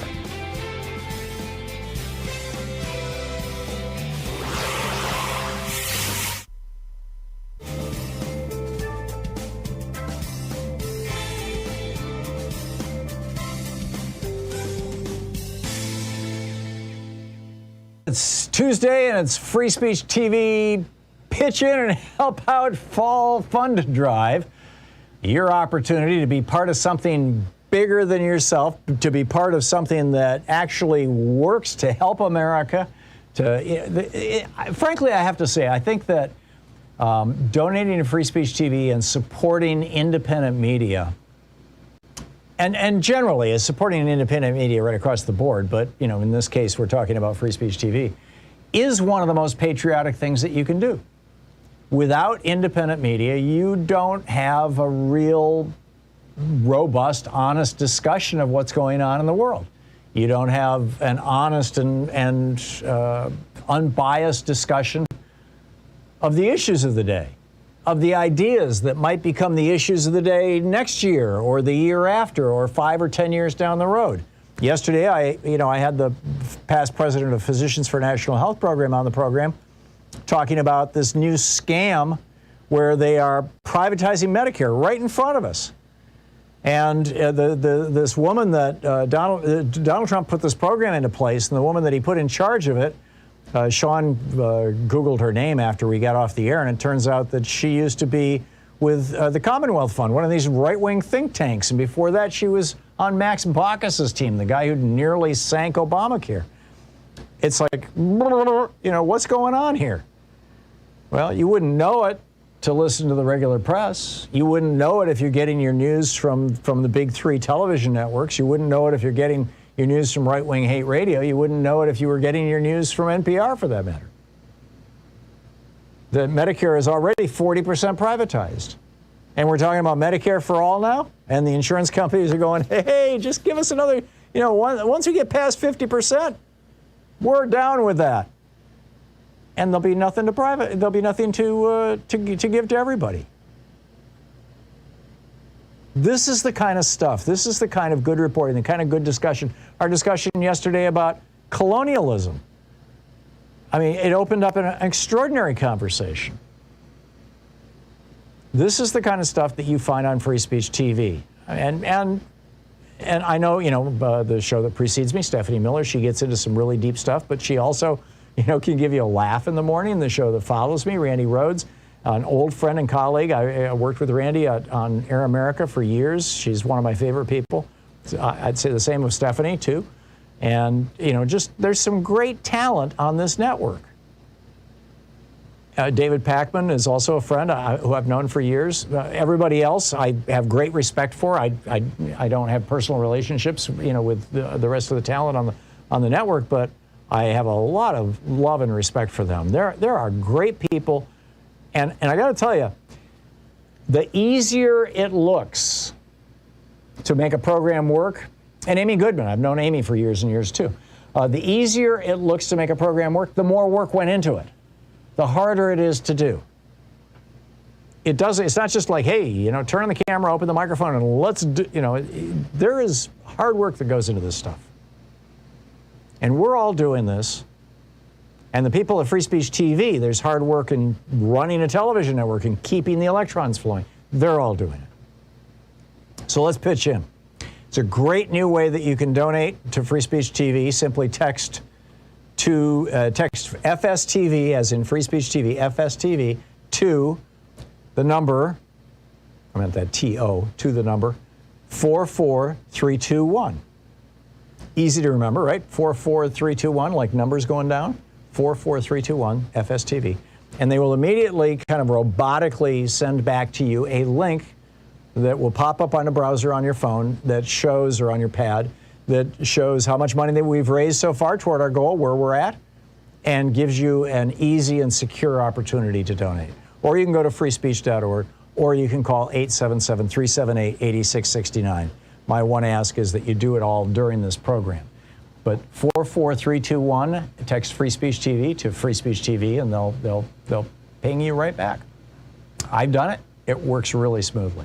And of course, and of course, please also, in addition to making a one-time contribution today, please also consider making a regular recurring donation, becoming one of our sustainers, whether it's $5 a month or $10 or $50 a month, whatever you can afford, so that every month they know that they have a certain amount of income coming in. There's a quick stack of goodies that they're offering. With a $20 gift, you have your choice of the Free Speech TV sticker or the clear sticker. With a $50 gift, there's the Free Speech TV tote bag. With a $75 gift, the black hat or the Thom Hartmann mug. With a $100 gift, the Free Speech TV notebook and pen or the Free Speech TV branded socks. With a $120 gift, an autographed copy of my book, The Hidden History of American Healthcare, or a Free Speech TV t-shirt. $240 gift, our virtual meet and greet. $360 gift, the Thom Hartmann University gift box with all kinds of goodies. And with a $1,000 gift, come to Portland and hang out with us for a meet and greet. Those are the gifts, as it were. But the real gift is, frankly, the content that this network carries. And we need your help to keep it going. So please call now, 877-378-8669, or text 44321, text FSTV to 44321. Thank you.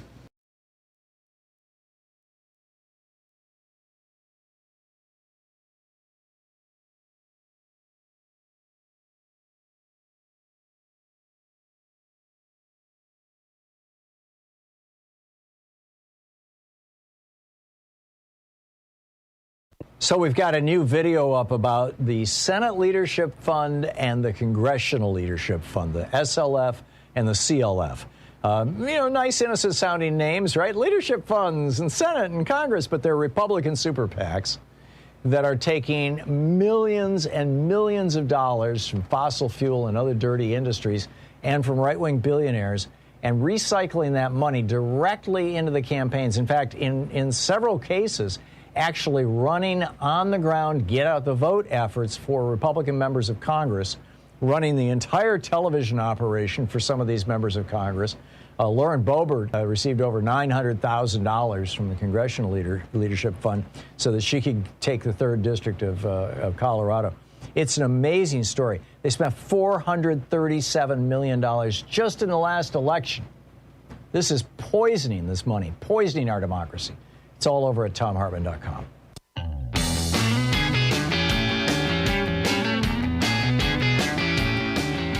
And welcome back. Thom Hartmann here with you. Boy, just looking at the headlines. These are just the top headlines over at rawstory.com. The top one: I hope your car explodes. Newly revealed text messages show Republican representative threatened and harassed colleague he used to date. That's number one. Number two: Mike Lindell moves Trump's reinstatement to Thanksgiving after claiming Cyber Symposium was a home run. That's the one where he had planned for 10,000 people and 200 showed up. Number three: an anti-masker tried to run a Michigan health official off the road at 70 miles an hour. It is now dangerous to be an elections official or a public health official. And number four: Trump revelations are an indictment of America's political class. They knew and they did nothing. What they knew, obviously, was, that Trump was nuts. Oh, and the latest, just kind of fun story: Jair Bolsonaro, the president of Brazil, who came to the UN meeting today. Biden gave a great speech, by the way. America's back. The stain of Trump is being washed away. But Jair Bolsonaro went to a pizzeria with his security detail, and he wanted to go in and sit down and eat, and they asked for his proof of vaccination. And he, of course, is an anti-vaxxer, just like Trump, although Trump actually got vaccinated, but Jair Bolsonaro refuses to get vaccinated. He's had COVID, and so he says, I've got natural immunity, it's enough. And so they kicked him out. They wouldn't let him in the restaurant, the president of Brazil. Anyway, there's a lot going on here. So let's pick up some of your phone calls. Kat in Vashon, Washington. Hey, Kat, what's up? Yeah, hey, Tom. Going back to the woman who gave the personal or a face to the homeless, which I appreciated. My story is my brother was homeless and died on the streets, actually, after about 5 years of that, because originally he was arrested on a minor drug charge and went into prison for 6 years and ended up in Vacaville State Prison, where Sirhan was. Sorry, I'm nervous. And that was it's been about the mid-'60s. And at that time, we were doing drug experiments on prisoners there. I think it was Governor Jerry Brown who shut that down. Anyway, his life coming out of there was, he could not take care of himself. Prison broke him? Is that what you're saying?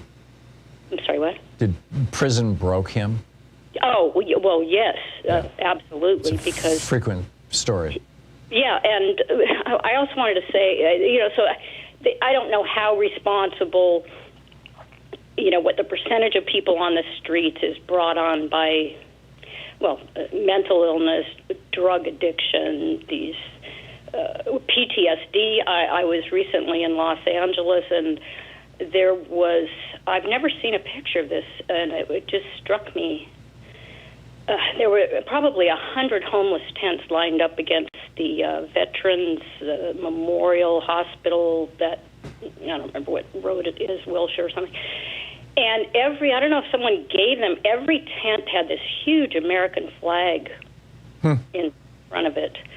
And to just see this lineup of homeless tents with these American flags, it's a bizarre juxtaposition, because if we're really the richest and greatest nation on earth, we shouldn't have homeless people living in tents. We should be providing housing to the homeless. It's that simple. Exactly. Especially when a lot of it was, I believe, has been caused by our own systems and lack. Oh, of course.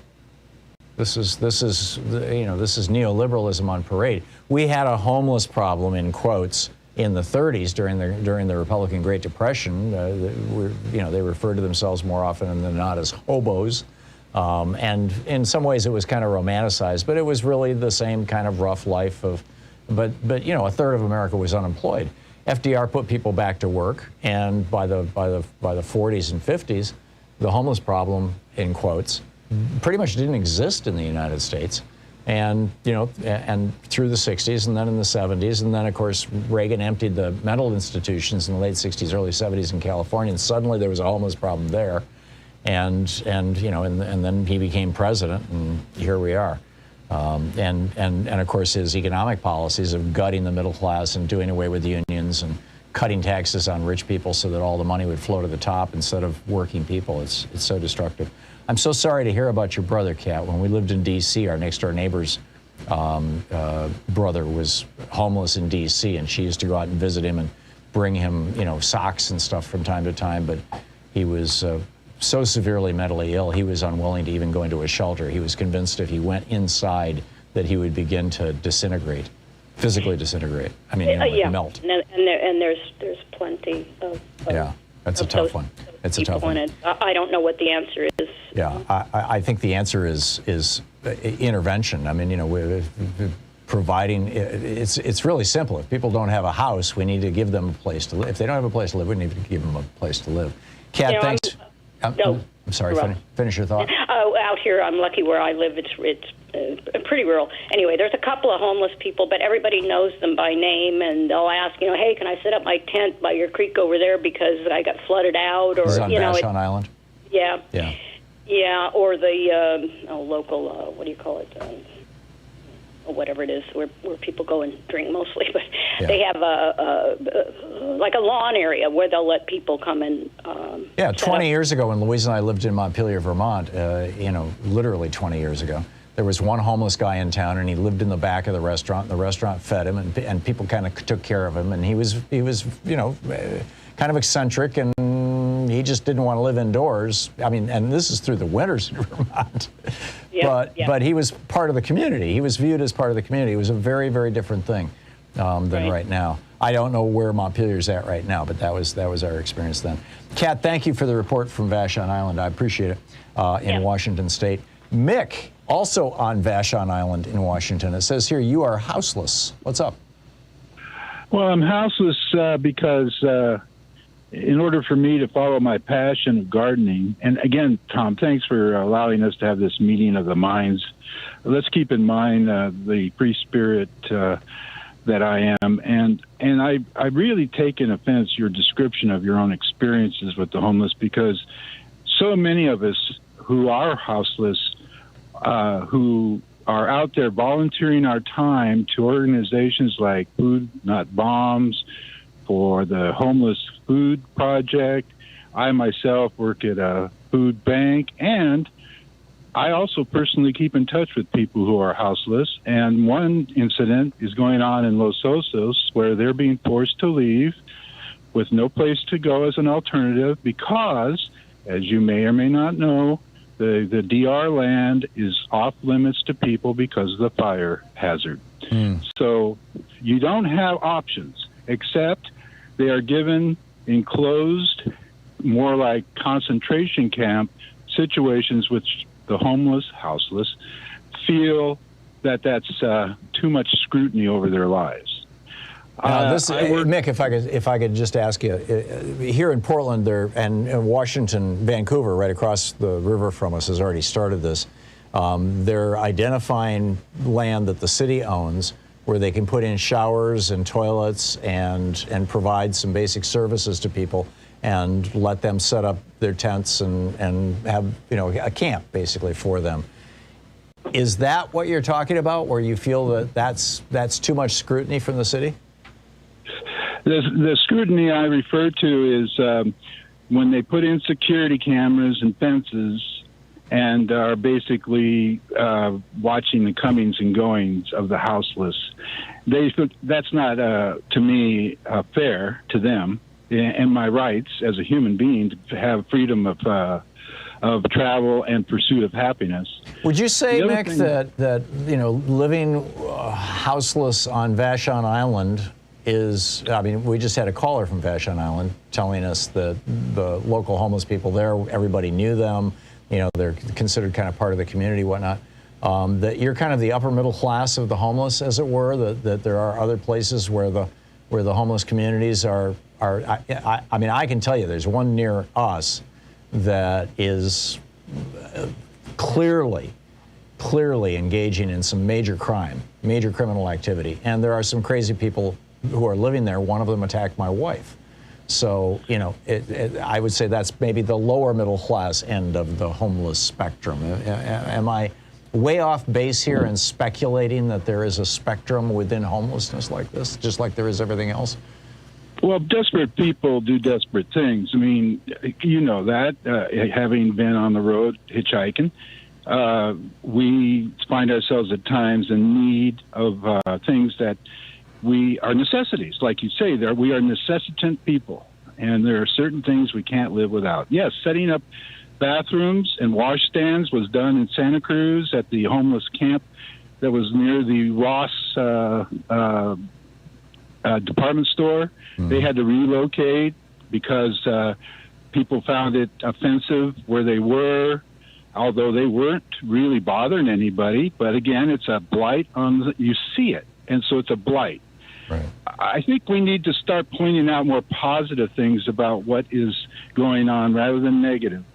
And that's why I go by action, Tom, just like I watch Joe letting drones kill people, like Joe sending nuclear submarines over to to Australia. These aren't messages that promote peace. These are messages that promote war. Look at the two people in Canada who are being used as pawns by the U.S., basically, because they have an extradition thing going on with the Huawei executive. We're being led into a war with China just by that alone. Yeah, but that's kind of a little off the topic of homelessness. Yes.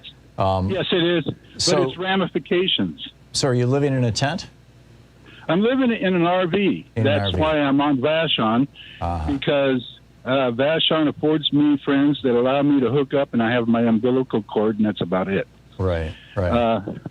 But I'm always moving around. In fact, I'm getting ready to take my mobile soup kitchen on the road down the coast, because this is the time of year when people don't have access to food because it's, things are dying. There's no more vegetables. There's no more free food around. Yeah. Well, it's great that you have the resources to do that. Mick, thanks for the call and thanks for the perspective. It's nice to hear from you.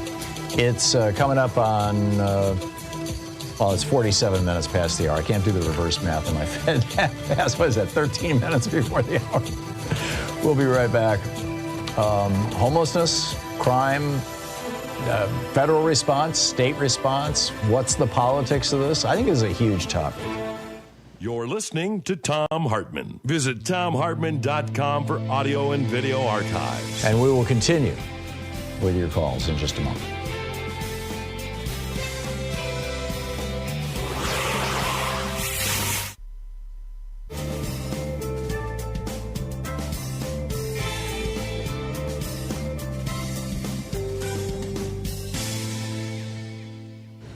And welcome back.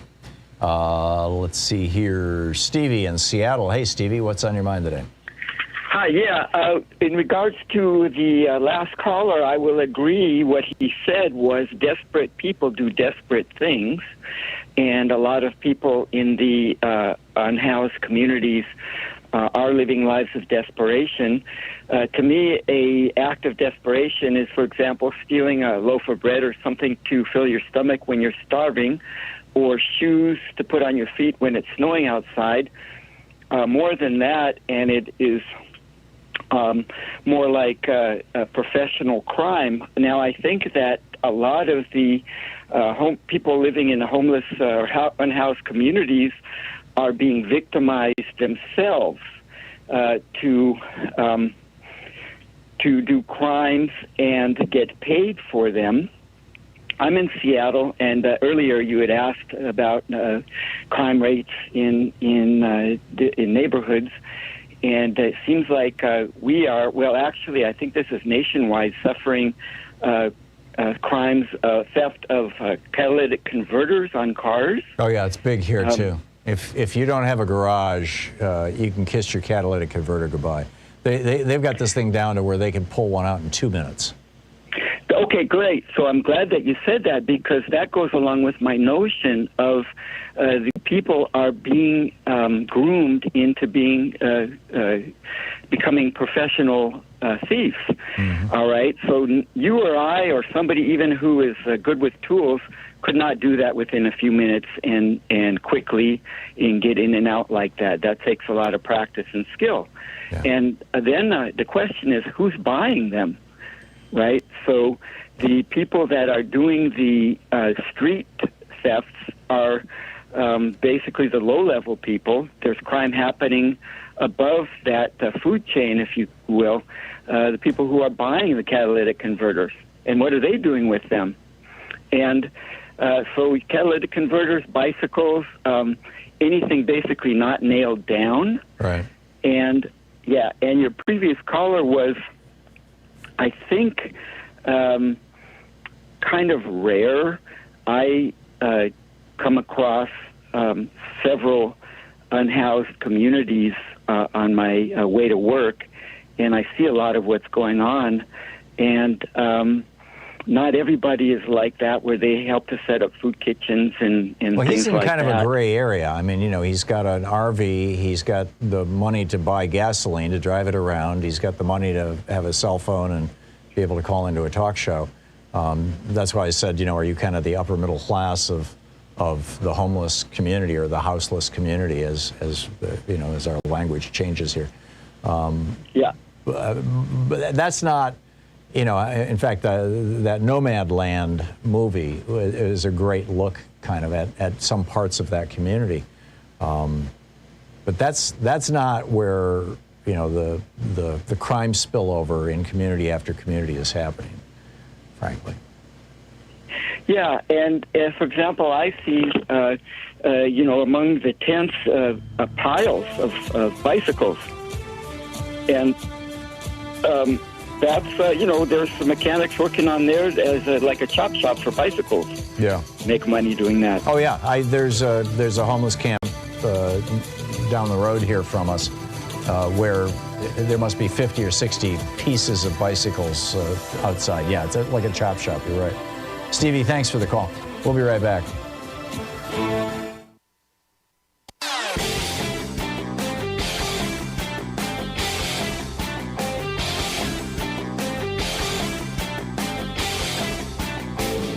Change starts with you. You can be calling your Democratic or Republican representatives to let them know what you think by calling 202-224-3121. It's the Capitol switchboard. It'll get you right through to them. So Rand Paul is now echoing Louis Gohmert. Remember Louis Gohmert back in the day, back in the you know, after 9/11, when he was talking about terror babies. There's Muslims coming to the United States to have babies who will be citizens, and we can't kick them out anymore, and then they're going to grow up and they're going to be terrorists. Yeah, and we all kind of laughed at Louis Gohmert. So now Rand Paul is talking about how the Biden administration is taking kids from down at the border who may have it, you know, COVID, and they're plucking them up and putting them all over the United States as if they're wishing to seed the country with a new variant. Right. But that's not half of it. Then he goes on to say that, for him, quote, the bottom line for those who are saying I won't go to a restaurant unless everybody's vaccinated, he says, mind your own business. Well, Rand, it is our business. Public health is all of our businesses. I've got a whole new rant about Rand Paul's bizarre take on the public good over at thomhartmann.com. It's a video. You can check it out there.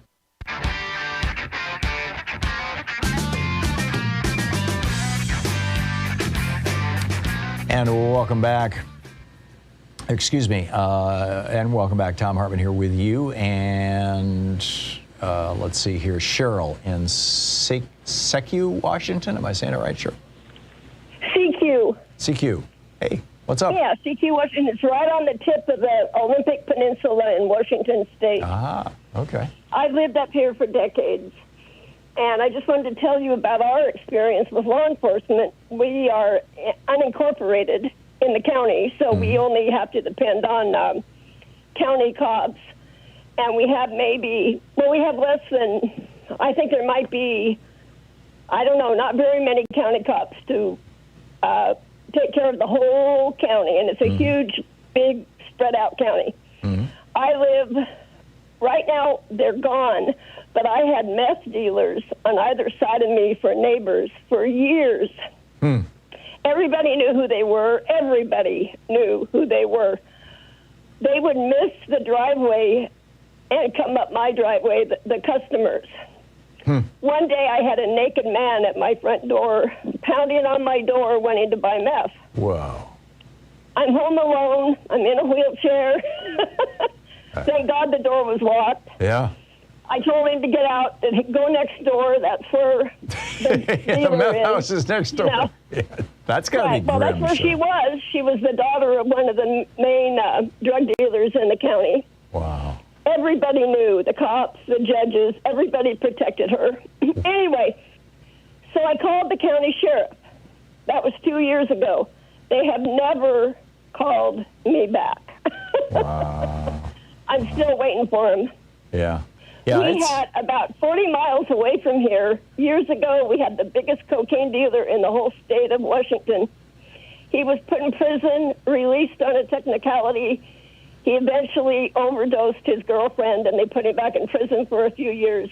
I don't know where he is now. I'm sure he's out of prison. Yeah. But don't think that that problem of homelessness and drugs and everything is just in the big cities. It's everywhere. Yeah, no, I get it, Cheryl. We're also a prison town. We have a big, almost 800-bed maximum security prison here. And there's drugs in that prison, too. Yeah.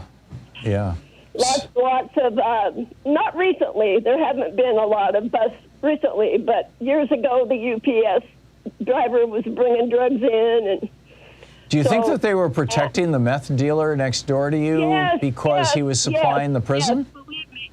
This is one of the most corrupt counties in the whole that I've ever read of. I mean, the judge, the politicians were so involved. They protect them all. The next door neighbor, the young woman who was making the meth and selling it, her father was one of the biggest drug dealers. When we first moved here 40 years ago, everybody knew he owned a great big resort, a fishing, sports fishing resort. A wealthy guy. Yeah, so very wealthy man. The privileges and of being... all of his kids were drug dealers, all three of them. The privileges of being white and rich. Yeah, I get it. Cheryl, but we don't have any police protection here, so we have to protect ourselves. Yeah, I get it. Cheryl, thank you for the call. And from CQ, Washington. Wow. We will continue our conversation right after this break. Stick around.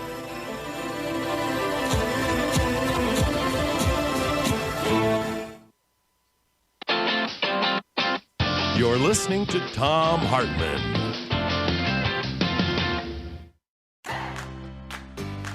These companies support the Thom Hartmann Program. They are HelloFresh, the #1 meal kit delivery service. More information at HelloFresh.com, code TOM. CB Distillery for sleeping and pain relief. More info at cbdistillery.com, code TOM. Dinovite, only the best all-natural pet supplements. More info at dinovite.com. Annie's Kit Clubs, creativity delivered right to your door. More info at annieskitclubs.com/Tom. Wild Alaskan Company, delicious, sustainably sourced seafood delivered right to your door. More information at wildalaskancompany.com/Tom. And Mack Weldon, reinventing men's basics. More info at mackweldon.com/Tom.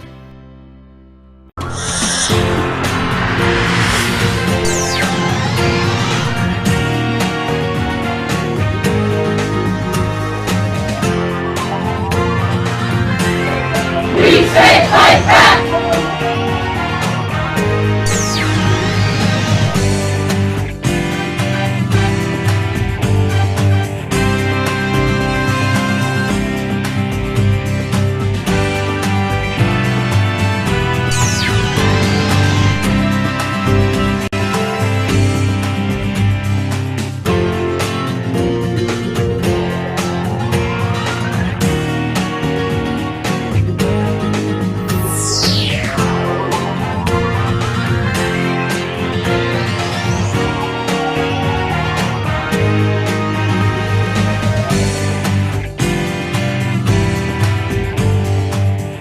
Tuesday, and it's Free Speech TV Pitch In and Help Out Fall Fund Drive. Your opportunity to be part of something bigger than yourself, to be part of something that actually works to help America.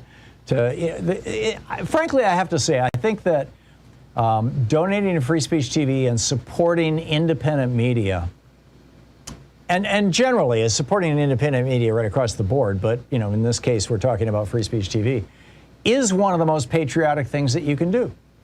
Without independent media, you don't have a real robust, honest discussion of what's going on in the world. You don't have an honest and unbiased discussion of the issues of the day, of the ideas that might become the issues of the day next year or the year after or 5 or 10 years down the road. Yesterday, I had the past president of Physicians for National Health Program on the program talking about this new scam where they are privatizing Medicare right in front of us. And this woman that Donald Trump put this program into place, and the woman that he put in charge of it, Sean Googled her name after we got off the air, and it turns out that she used to be with the Commonwealth Fund, one of these right-wing think tanks. And before that, she was on Max Baucus's team, the guy who nearly sank Obamacare. It's like, what's going on here? Well, you wouldn't know it to listen to the regular press. You wouldn't know it if you're getting your news from the big 3 television networks. You wouldn't know it if you're getting your news from right-wing hate radio. You wouldn't know it if you were getting your news from NPR, for that matter. The Medicare is already 40% privatized. And we're talking about Medicare for all now? And the insurance companies are going, hey, just give us another, once we get past 50%, we're down with that. And there'll be nothing to there'll be nothing to give to everybody. This is the kind of stuff, this is the kind of good reporting, the kind of good discussion. Our discussion yesterday about colonialism. I mean, it opened up an extraordinary conversation. This is the kind of stuff that you find on Free Speech TV. And I know, the show that precedes me, Stephanie Miller, she gets into some really deep stuff, but she also, can give you a laugh in the morning. The show that follows me, Randy Rhodes, an old friend and colleague. I worked with Randy on Air America for years. She's one of my favorite people. I'd say the same with Stephanie, too. And, there's some great talent on this network. David Pakman is also a friend who I've known for years. Everybody else I have great respect for. I don't have personal relationships, with the rest of the talent on the network, but I have a lot of love and respect for them. There are great people, and I got to tell you, the easier it looks to make a program work, and Amy Goodman, I've known Amy for years and years too. The easier it looks to make a program work, the more work went into it. The harder it is to do. It's not just like, hey, turn on the camera, open the microphone, and let's do, there is hard work that goes into this stuff. And we're all doing this. And the people at Free Speech TV, there's hard work in running a television network and keeping the electrons flowing. They're all doing it. So let's pitch in. It's a great new way that you can donate to Free Speech TV. Simply text FSTV, as in Free Speech TV, FSTV, to the number, I meant that TO, to the number 44321. Easy to remember, right? 44321, like numbers going down. 44321, FSTV. And they will immediately kind of robotically send back to you a link that will pop up on a browser on your phone that shows, or on your pad, that shows how much money that we've raised so far toward our goal, where we're at, and gives you an easy and secure opportunity to donate. Or you can go to freespeech.org, or you can call 877-378-8669. My one ask is that you do it all during this program. But 44321, text Free Speech TV to Free Speech TV, and they'll ping you right back. I've done it. It works really smoothly. And of course, of course, please also, in addition to making a one-time contribution today, please also consider making a regular recurring donation, becoming one of our sustainers, whether it's $5 a month or $10 or $50 a month, whatever you can afford, so that every month they know that they have a certain amount of income coming in. There's a quick stack of goodies that they're offering. With a $20 gift, you have your choice of the Free Speech TV sticker or the clear sticker. With a $50 gift, there's the Free Speech TV tote bag. With a $75 gift, the black hat or the Thom Hartmann mug. With a $100 gift, the Free Speech TV notebook and pen or the Free Speech TV branded socks. With a $120 gift, an autographed copy of my book, The Hidden History of American Healthcare, or a Free Speech TV t-shirt, $240 gift, or a virtual meet and greet, $360 gift, the Thom Hartmann University gift box with all kinds of goodies, and with a $1,000 gift, come to Portland and hang out with us for a meet and greet. Those are the gifts, as it were. But the real gift is, frankly, the content that this network carries. And we need your help to keep it going. So please call now, 877-378-8669, or text 44321, text FSTV to 44321. Thank you.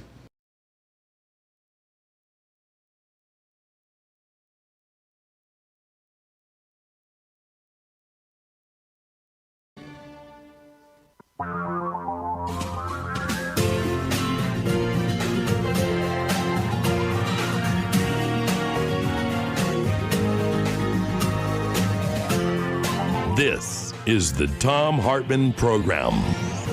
Welcome back to the third hour of our program. I have largely successfully avoided over the last week or so discussing the national hysteria of Hollywood-level pretty white girl missing. It's like, oh my God, the whole nation needs to mobilize. And missing in Wyoming, in an area where 710 indigenous people, mostly girls, are also missing or have been declared missing in the last 10 years. And there's, dozens of them that are still missing. But, they're not like somebody pretty enough to show up on, in a Hollywood movie. Or by the standards of white culture and Hollywood. Quack, quack, quack. So, at the one level, in my mind, this whole story is a story of white privilege on steroids and how our media is still obsessed with pretty white girls, to the detriment of anyone who wasn't a member of the Lucky Sperm Club, basically, or unlucky, depending on how you look at it.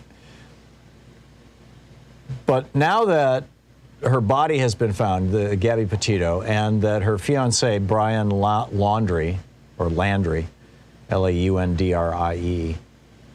is on the lam down in Florida, on the run.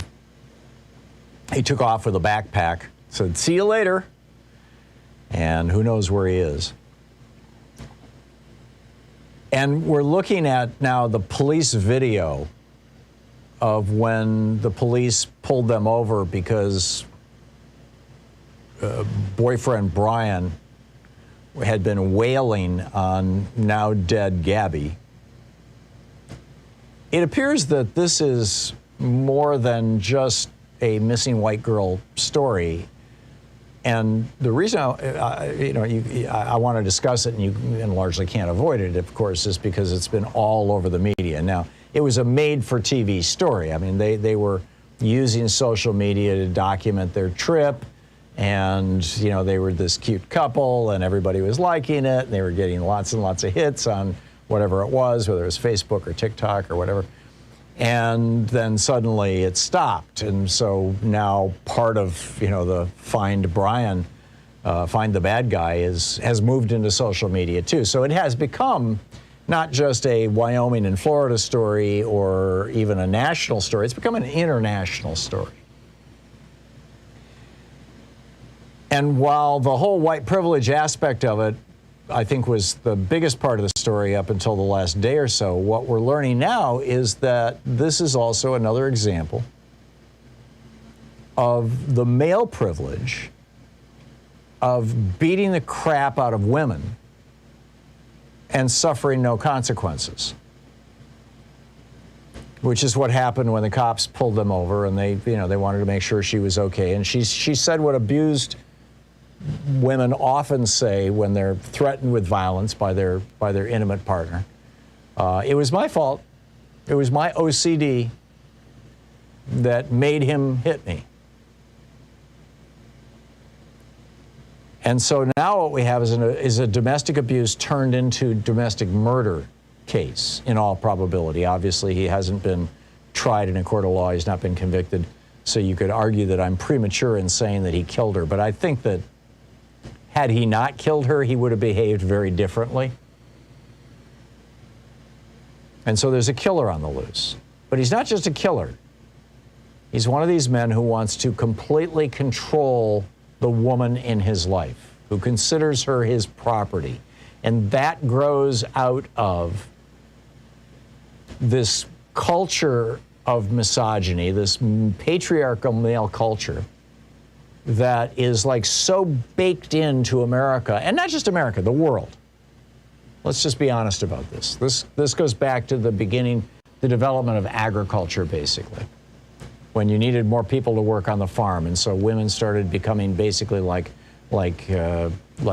cattle. You know, produce more babies, woman, and you know, families had 11, 12, 13 children. Whereas in the pre-agricultural societies, what we would call indigenous, aboriginal, tribal societies, I remember reading one of Jefferson's diary entries where he's going on at length about how impressed he is that the Native Americans who lived around him that he knew very well typically had 2 to 3 children in a family, and that they would space them out 5 or 6 or 7 years apart.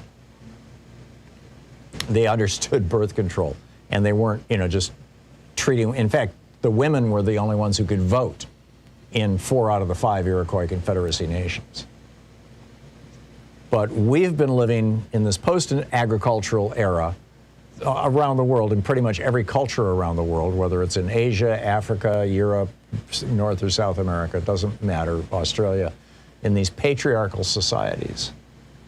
And the essential core of patriarchy is that women are property of men. And even the laws designed to protect women are like property laws. Like, you can't set fire to your own house, you can't beat up your wife. But there's that "your" in there, your property. And I'm hopeful that the media will begin to discuss this in the appropriate context, because this is an ongoing and serious problem in our culture. It has been forever. I mean, it used to be so baked in that when, you know, in the 1950s, late 50s, early 60s, when Jackie Gleason was doing his TV show, The Honeymooners, I think it was on CBS, that whenever he disagreed with his wife, Alice, he would make a fist and put it in her face and yell, "To the moon, Alice!" Like, I'm going to punch you so hard you're going to go to the moon. And she'd back down. And there would be a laugh track. And Americans would go, "Oh, look at that. He got his way." I think we're a little less tolerant of that now. In fact, obviously I know we are as a society, yet it is still happening. And women get trapped in this situation, and in some cases men. I mean, this happens. Louise and I years ago had a good male. Actually, we knew both. It was a couple. We knew them both. And the man in the relationship confided to us one day at lunch. I still remember it quite vividly. It was on the back deck of our house in Georgia, in Roswell, Georgia. Confided to us that his live-in girlfriend had been beating him up pretty badly. And he couldn't defend himself, and he wasn't quite sure what to do about it. And it was like, whoa, how do you counsel somebody in a situation like that? And we didn't, you know, other than saying get away from her, we didn't know, and he was unwilling to do that because she was the person who gave him what he needed. I mean, this happens, this isn't just women, but probably 95% of the time it is. It's a real thing. And it, almost always when you have a spousal murder, it was preceded by years and years of this kind of violence or control. And this is the kind of thing, you look at the incel movement that has aligned itself, joined itself at the hip with the Trump movement. Because Trump's a man's man and he knows how to treat women, right? He's been through 3 wives. He's raped over 20 women. I mean, this is a man's man. And these incels, these involuntary these young men who have not yet had sex, and they're blaming women for it, and so they are killing them in some cases. But they've got their own message boards, they've got their own groups on Facebook, they've got, I mean, it's like a movement to blame women for the fact that they're still virgins. And sometimes they become violent, and these are the people who, if they ever get in a relationship, God help the woman who's in that relationship with them, because what they're declaring right from the beginning is that because they were born with a penis, they believe that all people who were not are their potential property. Just like, Eric Trump probably believes, based on his behavior, that because he was born with massive amounts of money, everybody around him is his potential property. Certainly Donald does. So I just wanted to flag that again. I've tried to avoid this story because it's just it's such a sad example. When there's in the same part of Wyoming between 2011 and 2020, 710 indigenous people went missing in the same place where Gabby went missing. 85% were kids, 57% were female, 21% were missing for longer than 30 days, and only 11% were white people. This is the Thom Hartmann Program. So there you go. Anyhow, my rant on that. We'll pick up your phone calls after this. It's 16 minutes past the hour.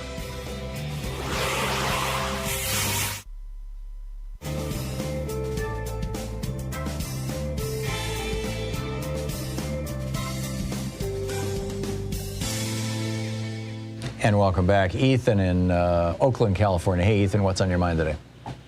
Hey, Tom. I just wanted to address the housing or the homeless issue around housing and how difficult it is to build housing. The thing that comes to my mind, and this has happened before COVID hit, is the lack of construction workers, the lack of people in the construction trades in America. Trade school enrollment is down. Many tradesmen left the industry after the financial crisis.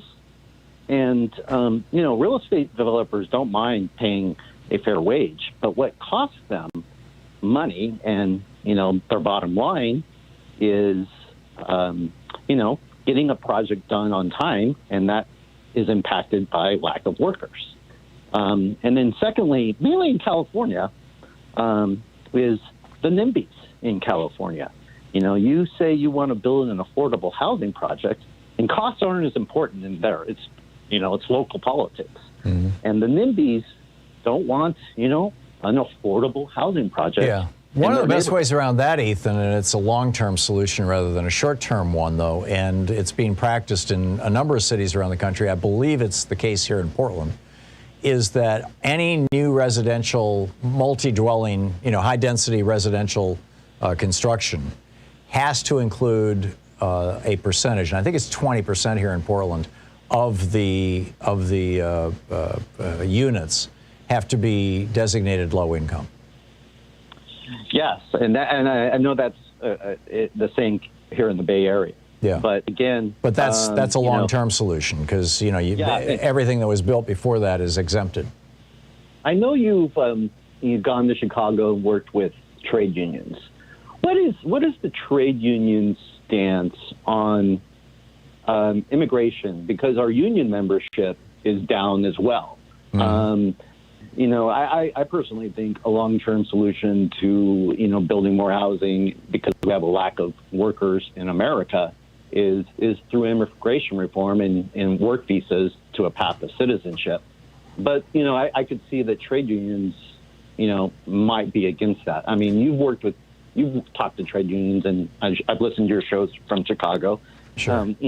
Any idea of how the trade unions? I can't speak for the unions or the union members, but what I can tell you is that it depends on how we're defining the jobs. What happens is that immigrants, whether legal or illegal, but immigrants tend to, initially, poor immigrants, tend to take the kind of bottom of the ladder jobs, whether that's picking in the fields or whether that's, working for $8 an hour doing construction.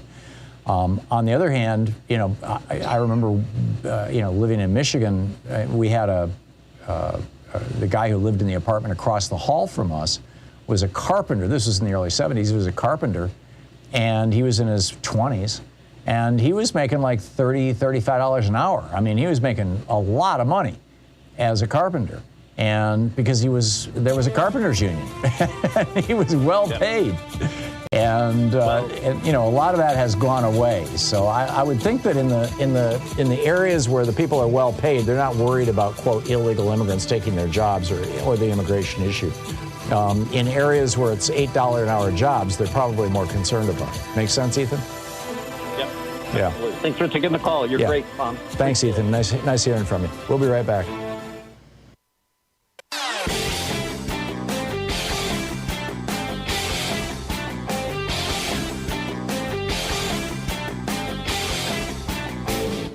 Missed my opening rant today? It's usually published over at HartmannReport.com, where you can read it and share it with your friends for free. Check it out, HartmannReport.com. Just a reminder that my daily rants are published every day over at HartmannReport.com, and our podcast, our 1-hour podcast of the show, which is entirely free, is available through iTunes and all the normal places where you find podcasts.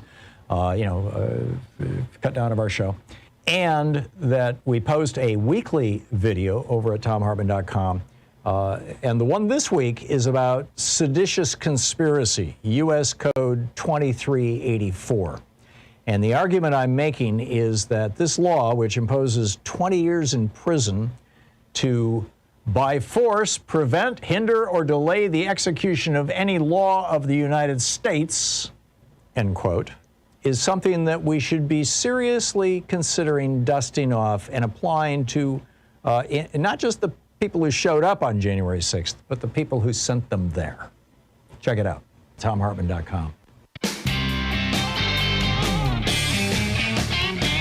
And welcome back, 22 minutes past the hour. Thom Hartmann here with you. And let's see here, Diana in Sanford, Maine. Hey, Diana, what's on your mind today? Hey, brilliant, Tom. How are you? I'm well. How are you today, Diana?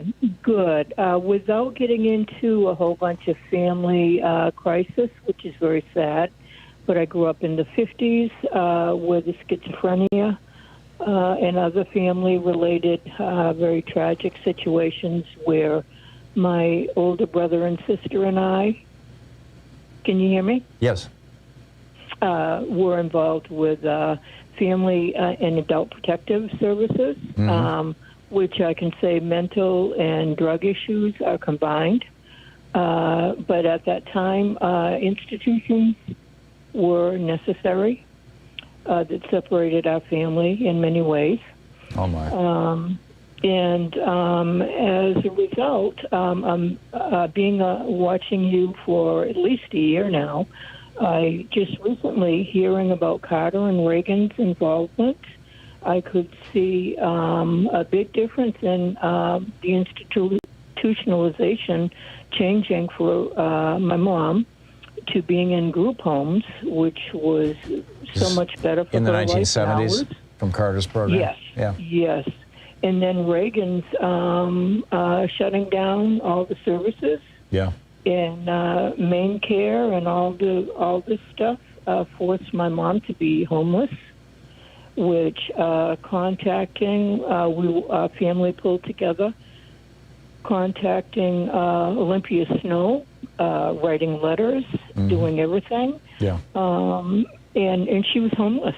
And it was only for my other sister's connections that got her into a nursing home. But it was a frickin', excuse me, that wasn't a swear word, but a nightmare. Yeah. So I'm just saying, and then another family member was beaten to death because he was put in the criminal system. Oh, my. Because mental illness and drugs, if they're not treated mentally, they will take care of themselves. They say that about half of all the people in prison right now are actually mentally ill. Now, whether prison made them that way or whether they were that way when they first came in, I don't know. And I was involved in trying to get him help, and all I was told was, if you can't get him off alcohol, we can't help you. Yeah. And that's all I heard. So what I look at is that from Hitler's time, from eugenics, from before FDR, all we heard was, all I see is there's a white nationalist, right wing. They don't want to pay taxes. They don't want to help anything. It's population control, just like COVID. Everything is. Yeah. They don't want to help. And you got Cruz. He's going to filibust the. Oh yeah. And he'll do anything he can. Yeah. Diana, thank you for sharing your story with us. It's a tough one. Karen in Muskogee, Oklahoma. Hey, Karen, what's up?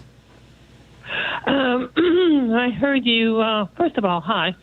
I'm living in a red state, and I heard you talking about that young woman who disappeared and they found her body. Mm-hmm.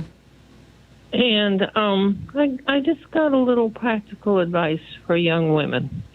And I'm not putting it on them, but they need to think about this. A woman will make the mistaken idea that even if a guy is drinking, doing drugs, beating them, cheating on them, that their love will save them, that their love will change them, and especially once they're married, he will change. Right. And we know that's not true. That's correct. It never happens. It's a delusion. Yep. And it only gets worse. For example, that young girl. Yeah. And so my thing is, people, I'm sorry, do not change. Yes, there's an occasional drunk that will get on the wagon, or a druggie will walk away from it. Mm-hmm. Don't walk from these men. Run for your life. Yeah. Amen, Karen. Okay? Amen. Wise advice. Thank you very much. Thanks for the message there from Oklahoma. It is 27 minutes past the hour. We'll continue our conversation about crime, whether it's going to, what the Democrats should do about this, whether it's going to hurt the party, homelessness, the whole thing. You're listening to the Thom Hartmann Program. Call 202-808-9925. And of course, violence against women in just a minute. We'll be right back.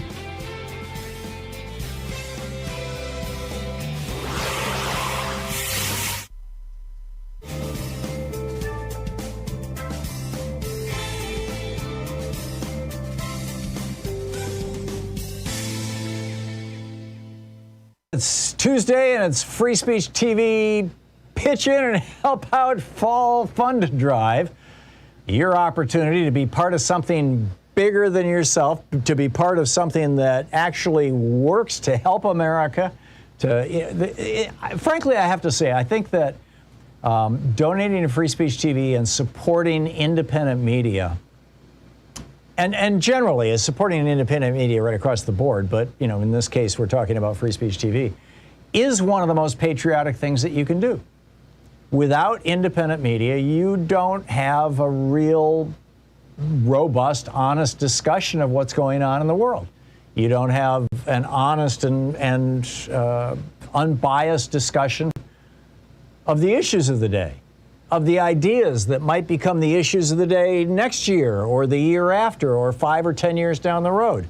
Yesterday, I had the past president of Physicians for National Health Program on the program talking about this new scam where they are privatizing Medicare right in front of us.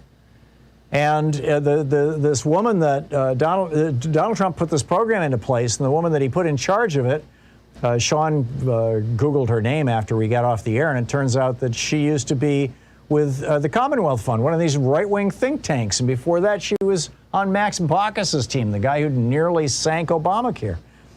It's like, what's going on here? Well, you wouldn't know it to listen to the regular press. You wouldn't know it if you're getting your news from the big 3 television networks. You wouldn't know it if you're getting your news from right-wing hate radio. You wouldn't know it if you were getting your news from NPR, for that matter.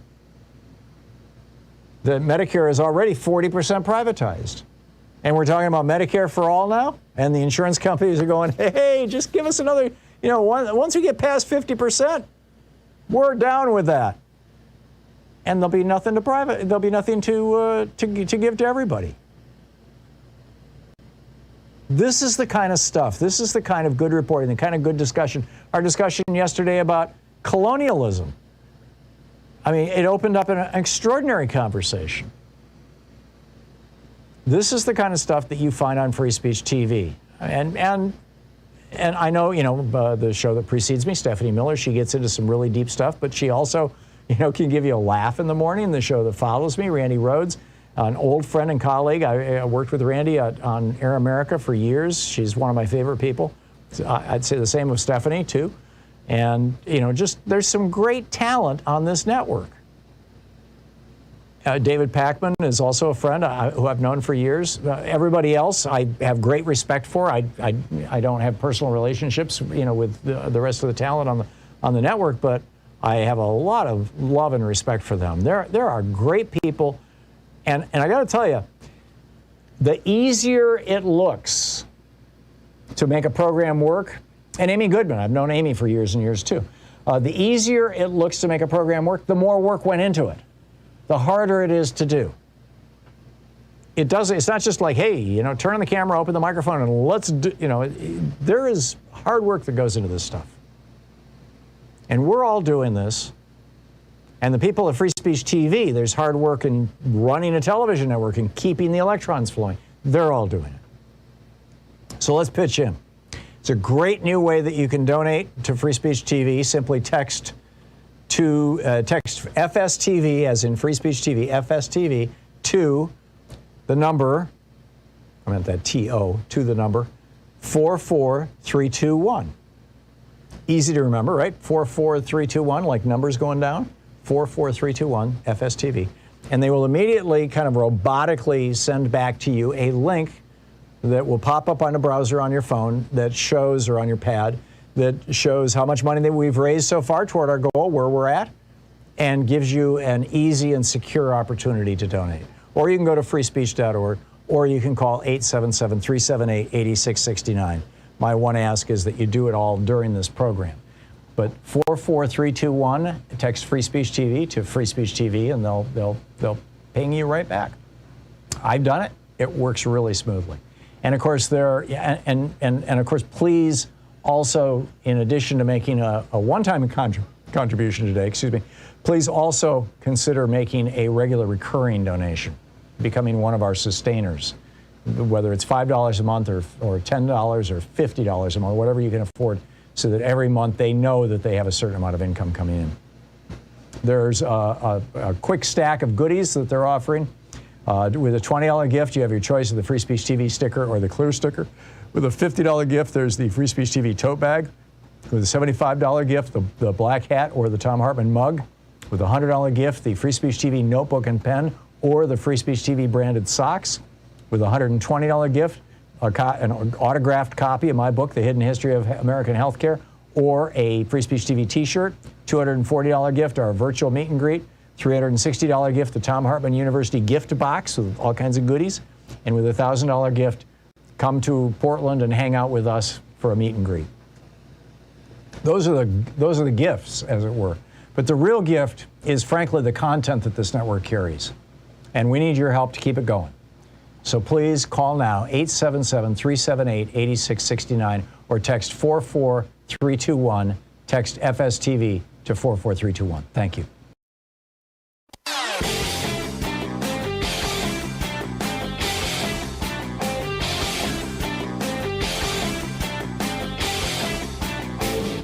Our 1-hour free podcast recaps our show, and it's available wherever fine podcasts are found. And we have the full 3-hour podcast available over at thomhartmann.com if you want to really support our program. Over at the Thom Hartmann website, thomhartmann.com, we have, you know, the full podcasts and there's just a lot of information, and our newsletter. And the newsletter is extraordinary. It's free. Sue puts it together every day with her stack, and it's just great content. Links to every single article that I talk about on the air, and things that are peripheral to them as well. It's really worth the effort. And then, of course, at HartmannReport.com, there is my daily rant, which is typically incorporated into the program, but it's a written version of it, and that's also something that there's no cost for that at all. So you can check that out as well. Also, we've got a new video up about the dueling memes. If at first you don't succeed, try again, or the definition of insanity is doing the same thing and expecting a different result. Schumer is going to try to do what Harry Reid did in 2013 by forcing votes. Will it work? We'll see. Check it out at thomhartmann.com.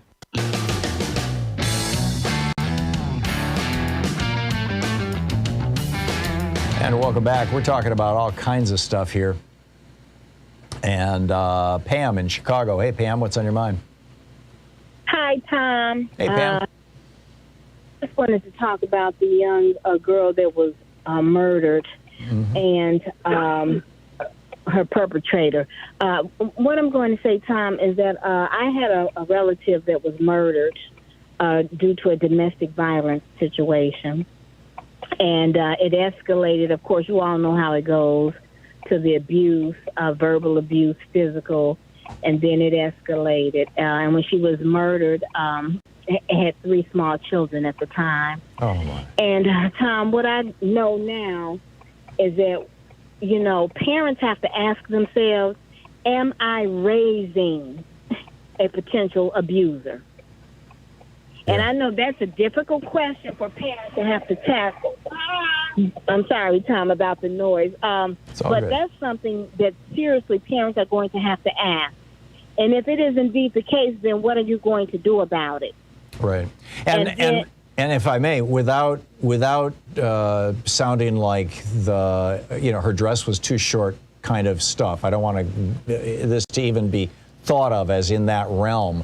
But I think while parents of boys need to be teaching their boys, respect and appropriate behavior toward women, parents of girls need to be educating their daughters about the warning signs of a man who's a control freak and thus ultimately could become violent and even murderous toward them.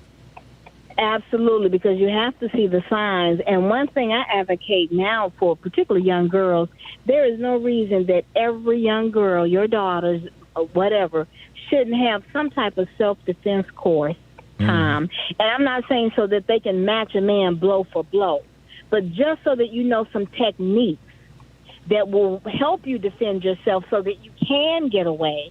But then also, it really it does help your awareness. Yeah. And I hope that makes sense to women, because we're going to have to be the defenders of our body. Yeah, I'm with you. So I just wanted to make that comment. Thank you, Pam. Thank you very much. It's always nice to hear from you. Andy, and very well said. These are teach our children, right? Teach your children right. Andy in Minneapolis. Hey, Andy, thanks for listening to Sirius XM. What's up? Hey, Tom. Thanks for taking my call. And great show today. Especially when you brought the perspective about Gabby Petito and the indigenous people. I didn't even think of that. That's just a testimony to why I listen.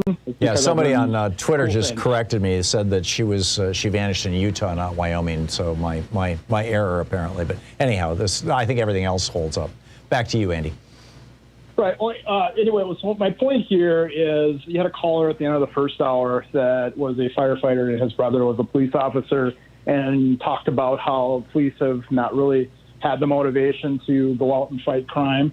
Well, there's actually an article here done, and I found it in Reuters, where the number of police-initiated incidents, or like they check on someone suspicious in the street, has cut in half. And that point where it cut in half was right after George Floyd, and it stayed consistent ever since. So I think there's some validity amongst the law enforcement community that they feel maybe they have a civil rights issue. Anything they do might be up to over scrutinized. So would it be an exaggeration to ask the question, are we being punished by the police for the George Floyd protests? Here in Minneapolis, there's been an increase in not just, homicides, but we've seen a number of incidents where people are doing burnouts, blocking streets, doing drag racing, like in areas that never ever happened before. Right. They're just looking the other way. But what another impact, or what another point I heard is they don't have as many officers, and they're literally running thin. Like they're filling shifts, but they're going call to call to call, but they don't have time to, it might be a half hour before they can get there because there's other calls. Right. And they're not actually going out and fighting the crime. That's another issue too. Well, we've got. I mean, I contacted the Portland police. I had heard from somebody that the Portland police had gone from like 1,400 down to 700, and that was why the problem was happening. So I called, I emailed actually the mayor's office and their press person, and I said, "What's going on? This is what I'm hearing," and I got back the actual numbers year by year. And we went from, I think, and I'm doing this from memory, but so these numbers might be off by just a few, but we went from like 635 officers 2 years ago to 625 officers last year to 530 some odd officers this year.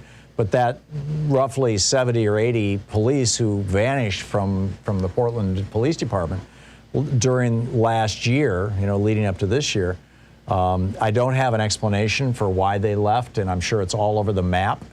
But I would guess that an awful lot of cops who are in their 50s and 60s, this was before the vaccine was available, just didn't want to get out on the streets and expose themselves to a disease that could kill them. And if they had enough years in to take early retirement, they'd do it, because the Oregonian, our local newspaper, says that the mayor has now overcome resistance on the city council and is trying to hire new cops back. And one of the things he's looking at is hiring back people who took early retirement. And now that they can be vaccinated and they don't have to worry about COVID. So I think that that's probably a factor in all this too. But the idea that police are just not responding to crime, as a political statement, that's a little bizarre and a little frightening. I know somebody who had a car stolen from them, and when the person I know showed up at where they ultimately found the car, the police were there and said, "You going to dust it for fingerprints?" And they're like, "No, we don't bother to try to catch car thieves. If we catch them in the act, cool, but we don't have the resources." It's just one last thing too, and reason why I think a lot of cops want to do what they want to, out there doing the right thing and trying to make a difference for the community. Mm-hmm. But what's happening is I think now media is starting to capture attention. I work in a related field to law enforcement. I'm not in law enforcement. And I got pushed a ad from Fox Nation that if you're a first responder, you get 1 free year of their podcast or whatever. So definitely they're trying to set the seeds and market these people with their messaging. Huh. So Fox News is offering a free podcast to everybody in law enforcement or peripheral to law enforcement. First responders, yeah. Wow, we should do the same thing. We've got a free podcast, It's just a matter of getting the mailing list. Did that come through an association, Firefighters Association, something like that, or did you just get it that blind in email, or what? Well, on my Facebook feed, it says sponsored, in the description, and my only guess is I work in fraud, so I work in a related field that it might be triggering the algorithms for me to get that 1 year, offering that 1 year click here, basically. Yeah. Interesting. So they're pushing it to law enforcement. That's fascinating. Thank you very much for the call, Andy. Yeah, fascinating information. Donna in Round Mountain, California. Hey, Donna, what's on your mind today? Well, one thing that we could do much quicker and give the homeless a much better quality of life, when you go into a third world country, the first thing they want is water and sanitation. Why can't we make these toilets available and trash receptacles available? Yeah. And improve the area around it. But then my favorite movie ever, The Grapes of Wrath. The only part of that movie that just isn't so sad is when they went to a government encampment. They had a place to be where people didn't bother them. There was water, sanitation. The government helped them build their own community organizers, and they'd watch for trouble. They'd identify people that could not assimilate into a normal society, and they would put on dances, and all of a sudden you'd start to feel human. Also, you could get a shower, so you could go get a job. Right. just simpler things that wouldn't cost so much. Well, that's what they're talking about doing here in Portland, and what they've already started doing just on the other side of the river in Vancouver, Washington, is taking city-owned land and putting in showers, bathrooms, places with some privacy, offering resources, drug addiction counseling, stuff like that. It's a beginning, but people shouldn't have to be living in tents. We need to be building housing, or using the existing housing that we have that's empty or that is owned by foreign investors, buy it back from them and start using it, in my opinion. Oh, I agree. Thanks so much for your time, Tom. Thank you, Don. It's nice to hear from you. I appreciate the call from Round Mountain, California. We'll be back. It's 45 minutes past the hour. Back with more of your calls right after this. It is the Thom Hartmann Program, speaking the truth the multinational corporations would generally rather you didn't know all about. Stick around. We'll be right back.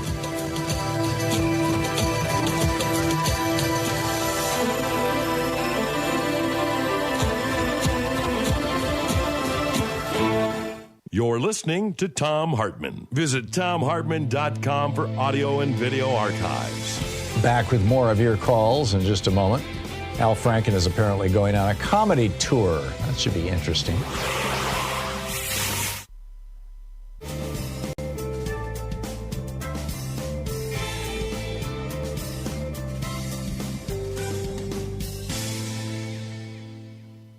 And welcome back. Carol in Seattle. Hey, Carol, what's on your mind today? Hi, Tom. Yes, the homelessness thing, I've been studying it for about 6 to 8 years because we had a lot going on in our area when I moved a little closer to Seattle. And Seattle had a plan presented to them, the city council and the mayor, back when it was Ed Murray, and there was a lot of, conflict, and they were all infighting. So Barbara Poppy and Associates was hired by them to present a custom plan for them, and it was the housing first, 24/7, wraparound services, the whole bit. Very custom, though, and so you would sort out the people that were needing mental health or, whatever it was, addiction, and they just promptly didn't do the plan and kind of buried it. They're kind of forced to do it now. The whole thing's kind of unfolding slowly, but I think that they're going to do something close to it. They being the city government? Yeah, the city council and the mayor. And so there's it's almost inadvertently they're having to do the very plan that they paid $110,000 for in 2016. What were the principal components of that plan, Carol? So it was the housing first, I think it's Finland, like 2003 stuff. So it was that, basic, get them housed, but it was housing them permanently in forever homes in 90 days or less sometimes. And so we're doing these other stopgaps things. So I'm saying that this is forever housing. And so you would triage, you have a navigation team, you have a navigation center, and they get to go through that, and it's not just a shelter where they're staying and it's dangerous. All those issues are addressed. And then, anyway, so it becomes a permanent housing situation. And Mary's Place here locally in Seattle, they're the only ones doing it. And they are meeting that number, the 85 to 88 days, 90 days, depending on the case, But it's only families, like women and children or father, mother, so that leaves out the rest. So they're sort of they've proven it works there at Mary's Place, but why not do the right thing instead of all these ideas? The tiny house thing, let's just say Ruth Gruber was right. There are no good camps, and she means encampments or, that's, so I've studied it pretty deeply, but I don't want to take a lot of time, but I think $28 an hour would solve most of these issues. And that's actually the living wage for most, that's a minimum living wage, actually. In Seattle? So this is what everywhere. I think that we knew 22 was when they wanted 15, and that was 10 years ago or something, So it's all off. Like, we're so far off on that. And also there's one more new thing. It's the organized crime with drugs coming in. So basically, when there's turmoil, like right now, you have disaster capitalism, and it's really been bad.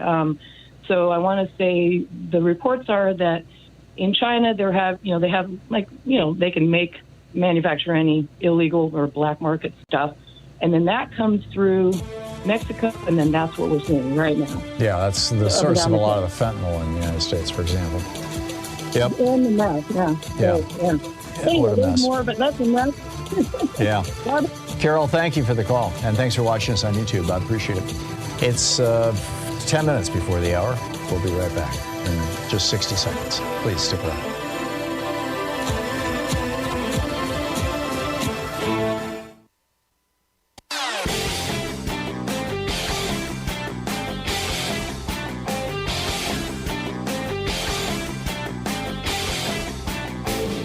Hey, thanks so much for sharing our program and for reaching out to our stations and sponsors and letting them know that you're listening. It really means a lot to us.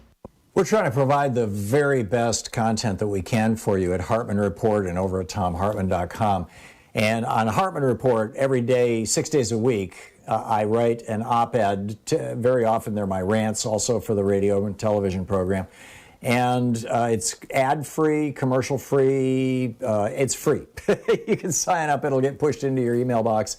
Check it out at hartmannreport.com. And, of course, over at thomhartmann.com, we have our weekly video that we put up every week that does a deeper dive for people who are members of our program of thomhartmann.com.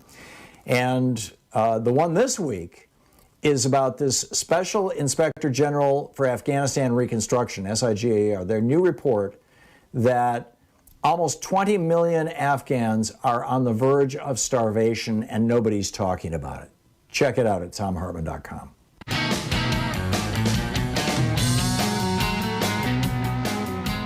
Welcome back. We're talking about what's going on with homelessness here, John, and crime, and is this a problem for Democrats? And John in Denver, Colorado. Hey, John, what's up? Hey, Tom. Wanted to give you a couple of statistics and get your thoughts. Sure. Next year, city budget here in Denver, the mayor is proposing $1.2 billion with $229 million specifically targeted for helping the homeless. And then the Colorado Coalition for the Homeless is separate from the city budget. However, I had ran into a homeless person who had reformed himself and gave me some statistics that were surprising. The Colorado Coalition for the Homeless between 2000 and 2012 had spent $563 million on homeless services. Now that plus this $229 million that the mayor is proposing, none of that money has a single unit of permanent housing ever developed out of it or planned to be developed out of it. And a corollary to that is 15, 20 years ago, I was having trouble paying rent. I live a few blocks away on the same street as the Colorado Coalition for Homeless. And as I was walking by, there was a couple workers outside, and I said, hey, I might be getting evicted soon. What can I do? How can I get some help from you guys? And they said, we cannot help you until you are homeless. Ouch. Thoughts, please. Well, number one, if all that money was spent without permanent housing, that means either A, you've got an insanely expensive, large homeless, problem, and they're basically, having to use all their resources for triage, or B, they've got a plan that doesn't really work. I can't judge them. I don't know which it is. And the same. I think you're right on both counts. Yeah, and the same with we can't help you until it's like in the part of Portland where I live, there was a guy who was around 2 o'clock in the morning who looked like he was homeless and schizophrenic, running around with a shotgun. And a person that we know called the police, and they said, we're not going to dispatch a police car until he starts threatening people or shooting somebody. And right. It's like, what? So yeah, it's and like we have a situation. Go ahead. Oh, we have another situation here where I live downtown, where the tents are, and they're right here in my neighborhood. Yeah. Chop shops, just like you say, for bicycles, and but the city has made some progress during the pandemic in Park Hill, where John Hickenlooper, the former governor and former mayor, lives. Nicer neighborhood. There's a church, and they turned the church parking lot allowed people to set up tents there with porta potties and mental health counselors there and security guards, so that people in crisis could have a safe place to live, as opposed to being preyed upon by, like the previous caller said, the drug gangs who do prey upon these people. Right. And a good portion of these people, whether they're in that campment alone in Park Hill or other places, are said to be employed. They just cannot afford a place to rent, because a studio apartment in Denver starts at about $1,100 for 400 square feet. Yeah. But the problem, another problem is that and forgive me for being critical of fellow progressives, but I call them latte liberals. The latte liberals in Park Hill are really upset about the homeless campment in the church that they have right there. They said they want them in my neighborhood. Yeah. So we're going to start class warfare. We can start class warfare among the progressives with this as well. Anyway, NIMBY has always been with us, and it'll always be with us, and you just have to call it what it is. It's right. You know. And I'm guessing that their argument is, this is, the government should be doing this. They should be building, housing someplace else. Is the bottom line. I think it should be a federal issue, not just state issue. Because I agree. Here in Denver, when we start doing stuff for homeless, a long time ago, the mayor of Minneapolis gave homeless people bus tickets to come to Denver. Well, yeah, and during the riots, I can't confirm this. I've seen a couple articles about it, but I've never seen any actual clear confirmation. But apparently, when Donald Trump was trashing Portland back last year and sending in troops and whatnot, a lot of communities that are run by right-wingers were buying one-way bus tickets for their schizophrenics to send them to Portland. They're real kind of the folks who were in the greatest need, the greatest crisis. Perhaps the most expensive, the most dangerous, whatever. It's amazing. John, I got to run, but thank you for the call. Tim in Tucson. Hey, Tim, we got about 45 seconds. You got a story about Fox News podcasts? Yeah, just a quick one to follow up. I know you were kind of surprised about first responders getting free subscription to their podcast. They've been doing that for about a month or so, and a couple months prior to that, they were doing it for the military. Oh, really? Via Facebook? Yeah. Advertising it via Facebook or directly to people's email? Well, just on their Fox News broadcast, they say, military's going to get a free subscription to our Fox News podcast. Interesting. Interesting. It's just the faux news of what they're doing. Yeah, no, I get it. Tim, thanks for filling in the story there for us. We'll be back tomorrow, same time, same place. In the meantime, don't forget, democracy is not a spectator sport. It requires you. Yes, you. Each one of us, we have to participate. That's what democracy is all about, in a Republican form of government. So get out there, get active, tag, you're in. We'll see you tomorrow. Have a great afternoon. Be good to yourself and the people around you. You've been listening to Thom Hartmann. For audio and video archives, visit thomhartmann.com.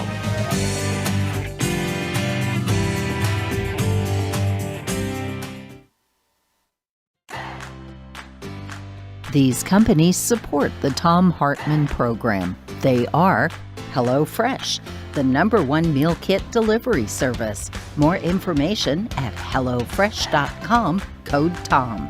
CB Distillery for sleeping and pain relief. More info at cbdistillery.com, code TOM.